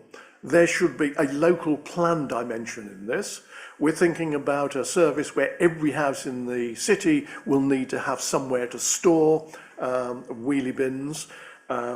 Many of them don't have it at the moment. Some of them can get away with it because they're just lucky and they happen to have a space where it can be used. But it needs to be dealt with on a proper regimented approach. There needs to be a development policy on where you put your wheelie bins. There also needs to be some degree of retrospective planning on the sheer physical impact on the street scene of all these wheelie bins. And when it comes to enforcement, I mean, pavements are there, Chairman, for passing and repassing. Pavements are not there for storage of anything, including wheelie bins, unless you've got a licence to do it. So perhaps we're going to have two sets of enforcement officers, one set of enforcement officers going around giving a fixed penalty notice to anyone who blocks the pavement with their wheelie bin, another set of enforcement officers who go around and give a £60 fixed penalty notice to anyone who hasn't put their wheelie bin out on the pavement and blocked it. Clearly, you know, I overstate the problem, but I do think that there needs to be a reference of this to the local plan committee for the planning issues, which I consider to be just as important as the waste collection issues, to sort of square the circle and ensure that this isn't an issue which will make the city look horrible being driven by a waste strategy when there should be a local plan dimension to it. If I continue, the last couple of points on my list, although it makes it sound as though I'm having a bit of a rant, Chairman. You have lumped them all together. Okay, I'll stop on that and come back to give Mrs. Tanfield a chance to two other completely separate issues. Okay, right. As Councillor Willis was describing the bins on the streets, I was also seeing scooters as well and thinking about all sorts of obstacles that appear on streets. And of course, this authority got rid of A-boards in the city centre for the benefit of people that have visually impairments. Anyway, Mrs. Tanfield, did you want to respond to what you've been offered there? So number one, finances, and in specific regard to fleet. The reason why it's not set out within the report is, as I've stated in there, it's a very complex piece of work. And there is, as a baseline anyway, a requirement to replace our fleet. So the actual financial implication isn't material. It's no material impact on the decision as well. So what we're proposing is an updated, more accurate fleet replacement strategy, a 5-year period piece of work that will come forward within the draft capital programme in November. So that will go through this scrutiny panel ahead of that cabinet meeting. To point 2 on the modelling, yes, very detailed modelling was undertaken. The modelling and all the detailed work was actually shared with the Environment and Sustainability Panel as the working group that were involved in developing the strategy. So the members of that Environment Sustainability Panel will have seen that and have had that shared. I'm more than happy to circulate that after the meeting to the members of this panel so they can see that in more detail and then contact me for any further questions or details on that. And then in terms of the local plan dimension, I would suggest that maybe this is a recommendation that comes from this panel to Cabinet. Sorry, just for the benefit of Councillor Scholars, who's just had to have a quick comfort break, did you get what Councillor Willits was saying in regards to local plan having a view on some of the street scene and practicality dimensions? Are you comfortable with what you've heard? I'm guessing future design, building to design, which happens with most estates, so yeah, it's fine. Okay. Right, Councillor Willits, you have 2 more points. Sorry? Didn't see. Thank you, Chairman. Could I just make a point about the fleet strategy, please? I think it's important context here in the context of the budget and scrutiny. Within the capital programme at the moment, we've currently got 1.1 million is already included in the capital programme for fleet replacement for some miscellaneous items, but unfortunately that's just focused on 25, 26 and 26, 27. There's nothing in the capital programme at the moment for 27, 28 onwards, and as part of the beefing up, if you like, the capital programme, and it's tightening its links with the medium-term financial forecast. You know, let's be realistic. Whether we stick with the current arrangements or implement new arrangements, we need to replace the fleet. And the object of the exercise in developing the capital programme is that we would have that fleet that fleet replacement strategy within the capital programme, and that will go through the scrutiny process as normal. So there's two things going on here. There's addressing the capital programme and tightening the forecast around that, but also the waste strategy at the same time. By separating the two, we get greater clarity and transparency in the medium term. But I take the point, it's not here in this report. Yeah, Chairman, you can argue it either way, and I would argue it that that for a complete understanding of the strategy, we need to know what it is, and it doesn't have to be accurate. This isn't an estimate for purchase of vehicles. This is just a rough and ready that to implement this strategy, there will have to be a change of vehicles. And the best estimate, and after all, these are only best estimates. I mean, we're not talking about like a superb crystal ball, just a rough estimate of what it is, so that we end up with one sheet of paper which says this strategy is going to deliver significant improvements, and it's going to cost the taxpayer about so much, and that looks hunky-dory. Clearly, Cabinet would require something very different before authorising the purchase of vehicles, but we're just looking for I think, Chairman, an approximation of how much it's going to cost, and we recognise that at a long range out, we can't be accurate, but you know, something's better than nothing when it comes to this issue. That will come through in the fleet strategy. So, for example, the capital receipts that this strategy will trigger, i.e. the disposal of some of the current fleet, that will be reflected in there on the financing side of the fleet, financing side of the capital programme, as we present the fleet replacement strategy. So, the answer to your question is yes, it will be reflected in there. Okay. Councillor King. I think just for clarity, and thank you, Chris, that's very helpful. We will, I'm sure, have a look at this section of an otherwise so far accomplished and well-regarded report, see what else comes through, the questions to come, and just have a look and see what else we can say that picks up on the discussion. Councillor Willis. Yes, okay. Chairman, always difficult to know who you're representing on these occasions, but I certainly represent the people in my ward. If they happen to be employed by the council, perhaps I represent them as well. But thinking about who I represent in my ward, much is made in the report about the new policy migrating towards an environment in which our staff will be safer. They will have an easier working environment, which will enable them to be more productive, have less days off, and why should they have to do a job which actually damages them?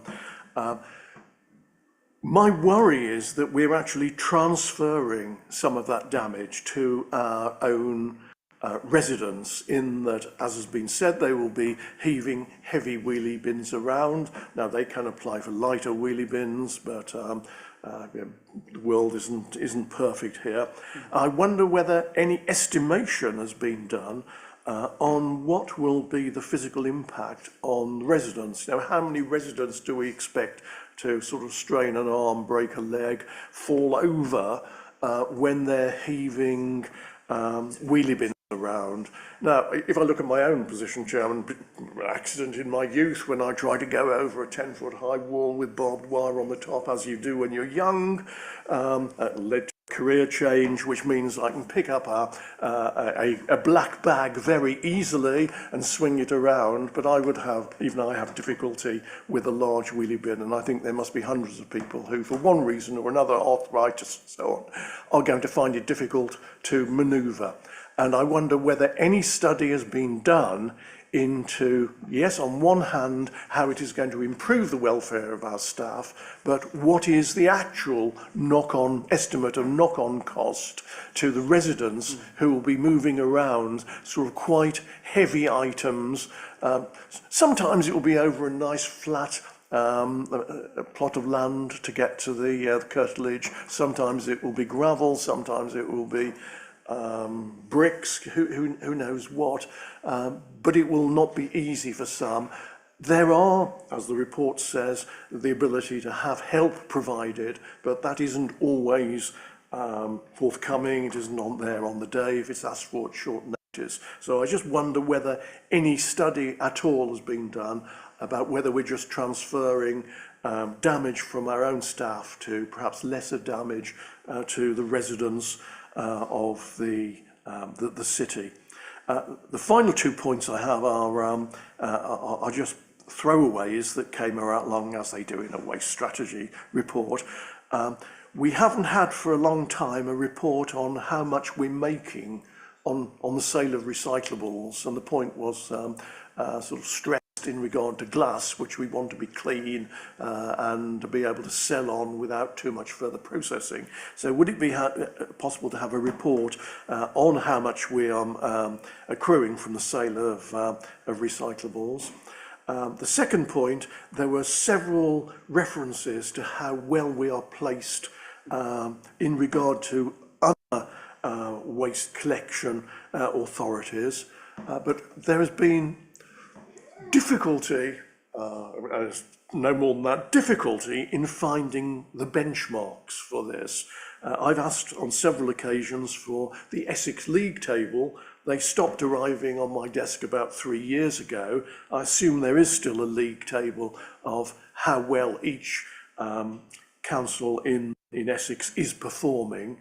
And I just wonder whether we can refresh, firstly, the league table for Essex, and secondly, the league table for similar authorities, so that we can see just where we stand now, and also it would be useful to see the projection of what is proposed here onto the league table in a more formalistic view, as opposed to saying we're recycling 53.3% at the moment, and we think it will go up to 65. The numbers were thrown at us, but we haven't actually got the league table. So I would ask that should also be presented to or circulated to members of the panel. Mrs. Tanfield, do you want to take them in reverse order as they were given, perhaps, whilst it's fresh? Yes. So in terms of league table, the latest data is within the strategy document. So in I can't remember which appendix it is now, but I think it's Appendix A on page 11 or 59 of the agenda document. So that sets out our position in terms of Essex authorities. And then there's also a comparator against similar authorities as well. So that information is provided there. No, that's okay, no problem. In terms of sales of recyclable, can you just clarify your point on that, please? Yes, we have in the past had reports on the sales of recyclables. Must have been 3 or 4 years ago, I guess, since we last saw one of these. And I just wondered whether it's possible to, given that there was stress in your report on the need to separate glass out, so that it didn't need any further processing before it could be sold at the best possible value, whether you have any analysis of the sale of recyclables over, say, the last year or so, just to give us an impression about just how that's earning its keep within our operations. Okay, again, I can provide that probably outside of the meeting because obviously it's commercially confidential, but I can share that. In terms of the estimations of physical damage to residents by the use of wheeled bins, you talked about assisted collections. That is a service that we've always provided and will continue to provide going forward. You said that on occasions it's not there, and I'm concerned that that's the case. Once somebody has signed up to assisted collection service, we'll make sure that that service is definitely there. Obviously, we make over 300,000 collections, individual collections a week. So on the odd occasion, we may miss them every now and then, but as soon as it's reported, we will deal with that. You talked about residents pulling or pushing wheeled bins. It's pulling or pushing a weight rather than carrying it, which causes a lot of damage. And that's the analysis through the study that I've referenced in the document. It is focused purely on waste collection staff, but it's that difference in terms of carrying and lifting rather than pushing and pulling, which is much easier on the body. And the reality is that our refuse collection crews are making 80,000 individual collections per day. It's an extraordinary amount of material that they're lifting off the ground, taking it to the back of the vehicle and then taking it back. So that's why it's quite a fundamental objective within this, is about making sure that we are looking after their day-to-day well-being, because it does have an impact on performance, it has an impact on sickness, absence, well-being and their life as well, particularly if they do suffer any injuries, etc. And by improving that condition, we improve the performance for residents, because when we have staff that are off sick, we do have to get agency staff in, because we can't, unlike myself, I can work from home, or somebody can cover me for a day. Nobody can cover, I can't jump into a refuse collection vehicle and drive it. So we do have to bring agency staff in, but the problem is when you bring agency staff in, you lose that local knowledge and those nuances to a route, and you see performance drop. So I'm really keen to make sure that we're managing sickness as well as possible, because it benefits the resident ultimately. So they're my points on those. Councillor Rowe. Thank you, Chair. Just picking up, Councillor Willetts actually covered quite a few of the points I was going to raise myself, but additional to the point on glass, last year I believe we had a discussion with the portfolio holder around how the revenue was generated for the recycled materials, and I believe he mentioned that there was some sort of spot trade arrangement on recycling that we have. That seems pretty volatile to me, as I was assuming if you're trading at spot, buying at spot, then one... Councillor Rowe, just for the benefit of my mum who's watching YouTube right now, can you just give us some context on what you're talking about? I understand what you're saying, but okay, sorry. Clear? On the day-to-day or the year-to-year or however waste and recycling is priced in the market, spot would be whatever that is on a particular day. And I think that was I'm only using that language because that was the language that was used last year by the portfolio holder. So I'm sort of going down that route again. And I think he implied that it was relatively difficult to forecast how much we would get for using Councillor Willetts' example, glass. Now, I don't know if that's accurate, and you sort of implied that you have some information around that. It would be really useful to see that, and I understand that it's commercially sensitive and that it can't be part of this documentation, but from a committee perspective it would be really good to see some of that information, to understand sort of why it's so important to have the recycling in the best possible condition, and what the difference is between sort of it being in a poor condition or it being in an excellent condition. And the difference in revenue and how that ultimately impacts the finances of the council.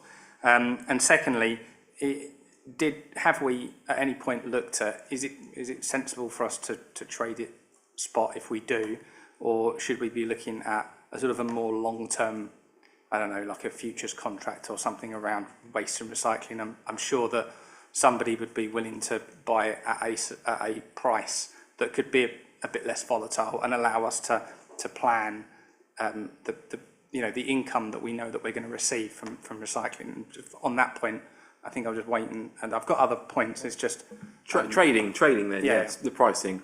Yeah, so yeah, we can do some sort of briefing or similar around the trading, as it were, of materials, because it is different, and there are different contracts that we've got in place, and I wouldn't want to sort of disclose any of that here. But your point to future planning and all of those kind of things, we're going to be in a really not just Colchester, all local authorities are going to be in a really difficult position because of the changes that are coming forward from the Environment Act. So the push to collect more flexible plastics, more food waste collections, other authorities now having to collect glass where they haven't before, or other materials, it's going to change the demand for the material that we've got.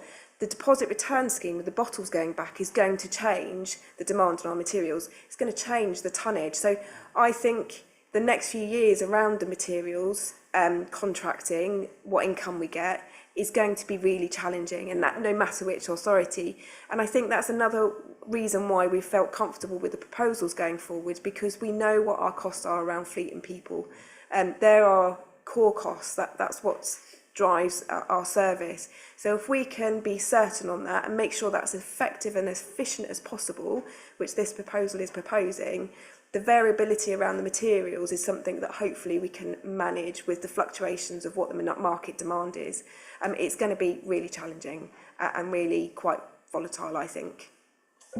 Yeah, I completely understand that, and I get exactly where you're coming from. But I suppose even if it's just a range of where we think it would be, I think that would be useful to the committee to understand the sort of the issues that you're facing in trying to forecast that going forward. Moving on to the point about moving to wheelie bins being beneficial to our staff. I know that you quoted the study in the document. Unfortunately, I didn't have time to try to find it or read it. But I suppose from a real world perspective, are there any figures that we have from sort of similar councils as to how moving to wheelie bins impacts beneficially the staff and how it reduces the number of sick days that we see? I don't have it for other authorities, because most of them have already moved to wheeled bins. So no, relevant recent data. We did do some comparisons previously, because obviously some of our collection routes are on wheeled bins. So we can do some local level comparisons, which is what we've done in the past. And we have seen that there is less musculoskeletal injuries happening on those wheeled bin routes. And we've heard from our own staff, it's the chosen route that they would rather have that, especially on the residual waste. And your pilot might use some data as well. Sure. Just on that point, interestingly, the other day I saw an NHS study on it, and waste collection is the highest rate of staff injuries, and where there is lots of lifting, that's a factor to that. So if I can dig out that, it was an NHS report stroke study. So I think there is quite a bit of clear evidence around that being Yeah, I'm sure it makes sense, and I suppose anecdotally it makes sense as well. But it's just sort of, inside the study, if we're going to scrutinise this, there should be clear evidence to just show, this is sort of what we're expecting to. And I suppose that sort of leads me on to my next point around, I see that we still are budgeting for contract payments. And I know that I raised the point last year around how we could reduce the contract payments through, I understand that as part of the strategy, we're looking to reduce the staff by 22%. I suppose the ask would be, how could we manage the number of staff that we have in order to better, I don't know, maybe we could have sort of a rolling system where you sort of, you have a number, how many drivers do we lose on a regular basis, for example, right? Have we done any study into that to understand if we wanted to pull it from our own list of drivers? Surely, as you said, the local knowledge, right? It makes sense to have local staff to run our waste processing system. So if we could have a pool of workers that we could say, you might be on call this weekend, or you might get this week, or you might get the week off, or however we manage it. If we're looking at benefits to staff, surely that sort of flexibility would be well received by our staff members. If we can work it out that, the contract payment seemed huge to me at £491,000. So if we could do a smaller number than that, maybe we could afford to pay our staff a little bit more money.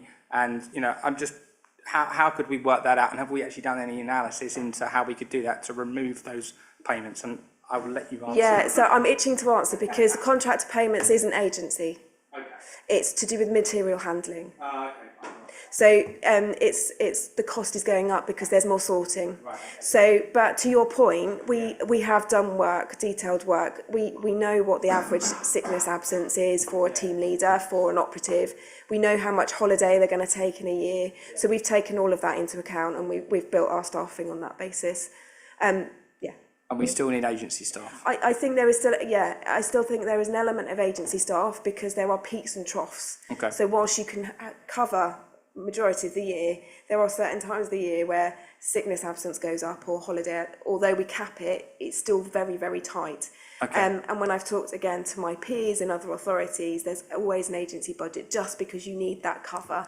You can't be 100% reliant on just the workforce because of that unreliability and because of the nature of the role. The nature of the role, as I said, they can't just work from home that day because they're feeling poorly. We need boots on the ground, as it were. Yeah, I mean, yeah, okay, fair enough. I mean, I understand where you're coming from. I still feel like you could.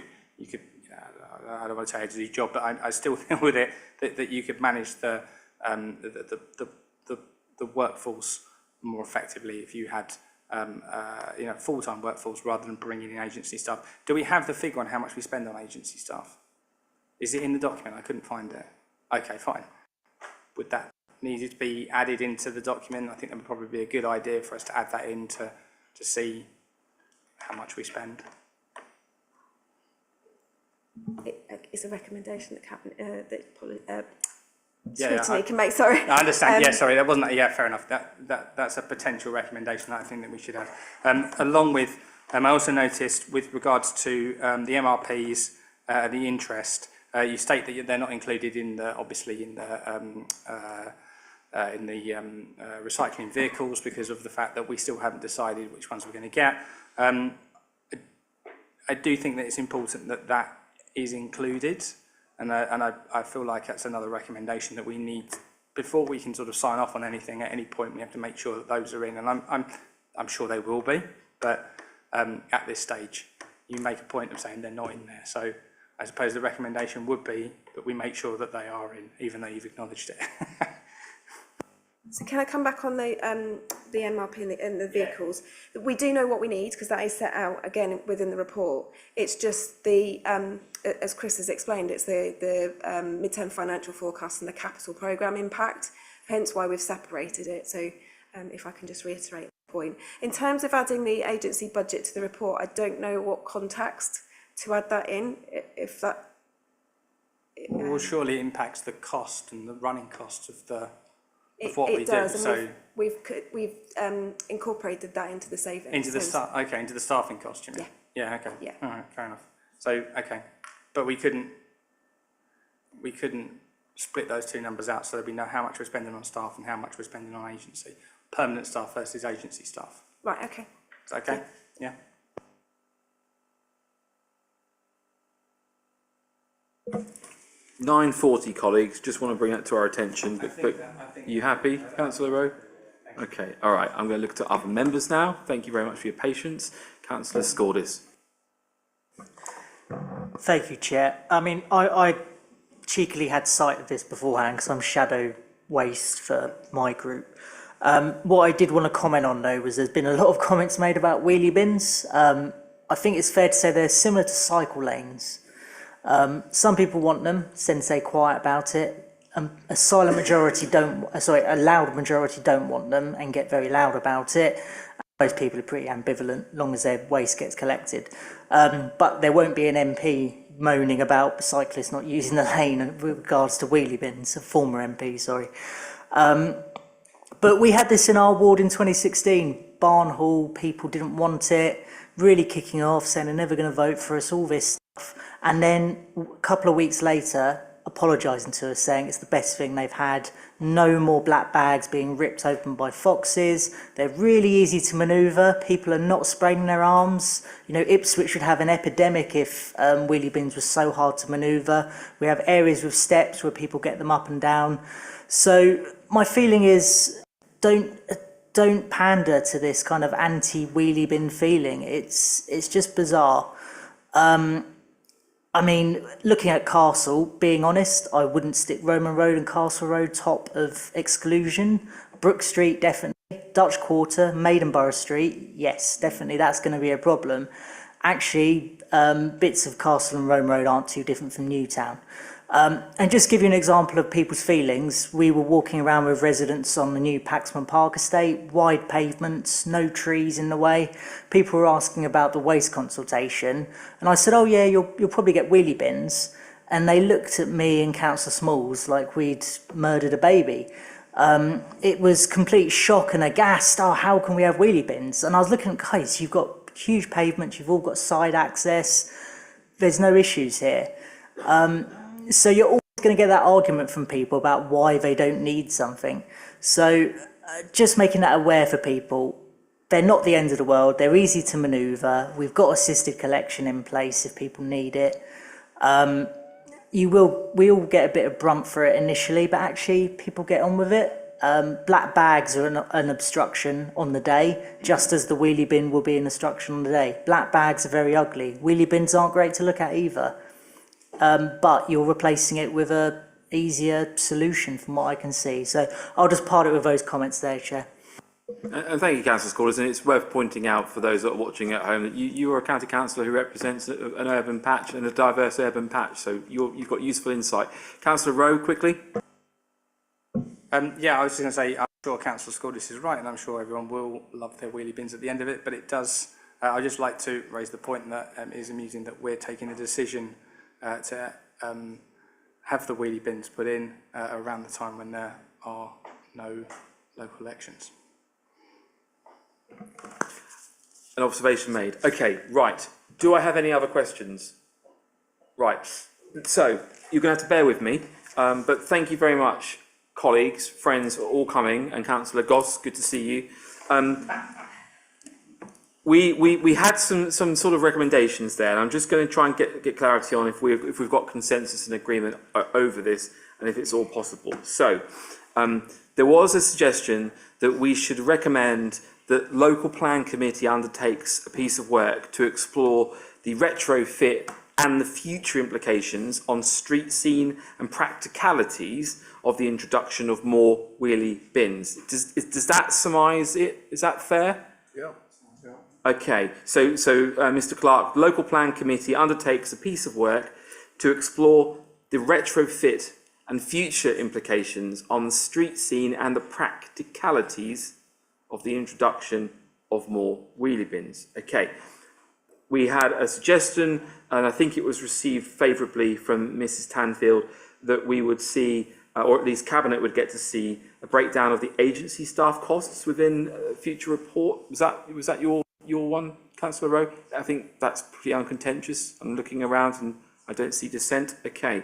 Have I missed anything else on this particular item? I know we have other recommendations on other matters, which I'll recap on, but on bins, other than noting the work that's been done so far, and I will say it again, you know, I will offer praise on the genuine consultation work and the offer of doing the pilots in a rural and a non-rural area, and I would hope that in that non-rural area that we don't just pick the Riverside estate, that we do look at an urban area that's got different type of streets, different types of living, and I know that you guys are receptive to hearing genuine feedback from councillors, so we've got a duty, haven't we, to help get information through, so that's good.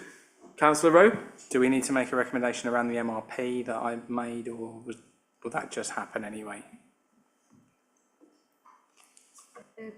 For it to be included in the report, again, I fall to my finance colleague who's packed up.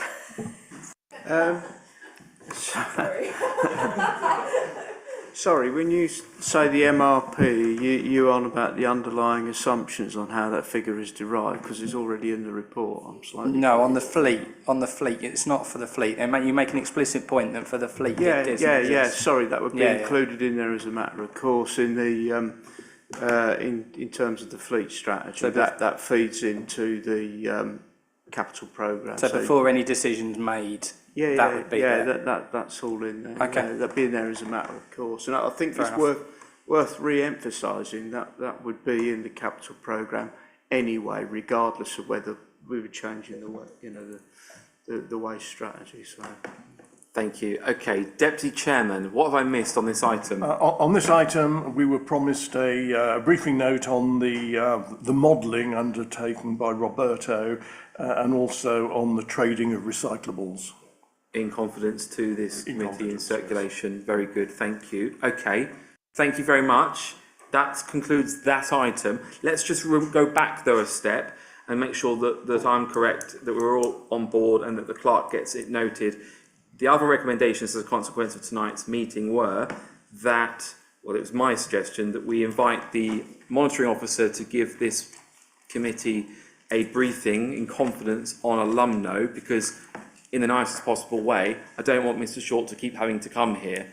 I want to get to the bottom of it, and it's a process matter. Now, it's not an urgent item, so what I would do through the clerk is ask that there is an appropriate moment when the monitoring officer can do that briefing. It may well be, colleagues, if you would favour it, it may well be that half an hour before a scrutiny meeting in the future, he could be invited. I know that puts pressure on us to get here even earlier, but it's that or having another night in the town hall.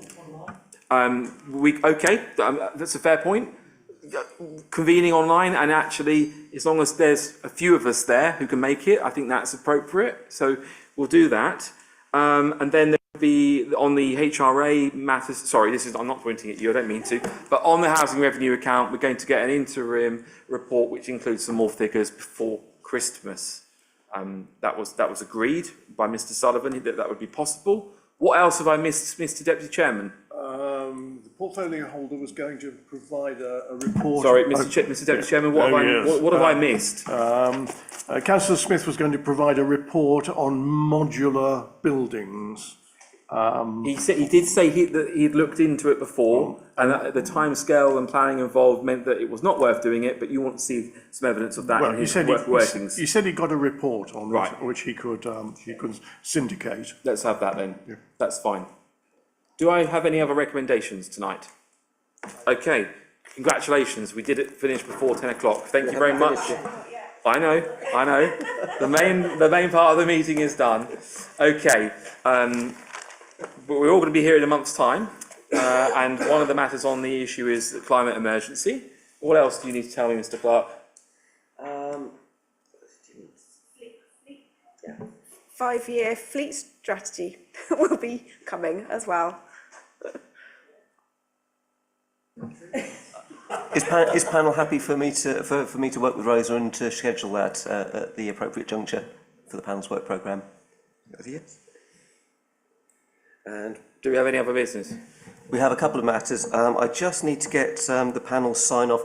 The 3 matters which were brought up by colleagues for addition to the work programme for the February meeting of the panel. I will just, for completeness' sake, bring up the supplementary document. We've got Memorandum of Understanding with the North East Essex Health and Wellbeing Alliance. We have the Place Partnership Plans, tongue twister, and New Health and Wellbeing Board for Colchester. Now, we've been asked if the panel's happy to schedule those for the February meeting. Fine. And one final matter, members will be aware that we've currently got scheduled the portfolio briefing from Councillor Jay on performance transformation and economics. She's due to come with the leader to the next meeting, and then Councillor Luxford-Vaughan to give a presentation on her portfolio to the December meeting. But given the December meeting will deal with performance-related matters, and the November meeting will deal with climate change, I'm just asking for permission for the panel for us to rearrange it so that the relevant portfolio holder comes to the relevant meeting. Okay, then therefore the business of this evening is over. Safe journey home, everyone. Thank you very much.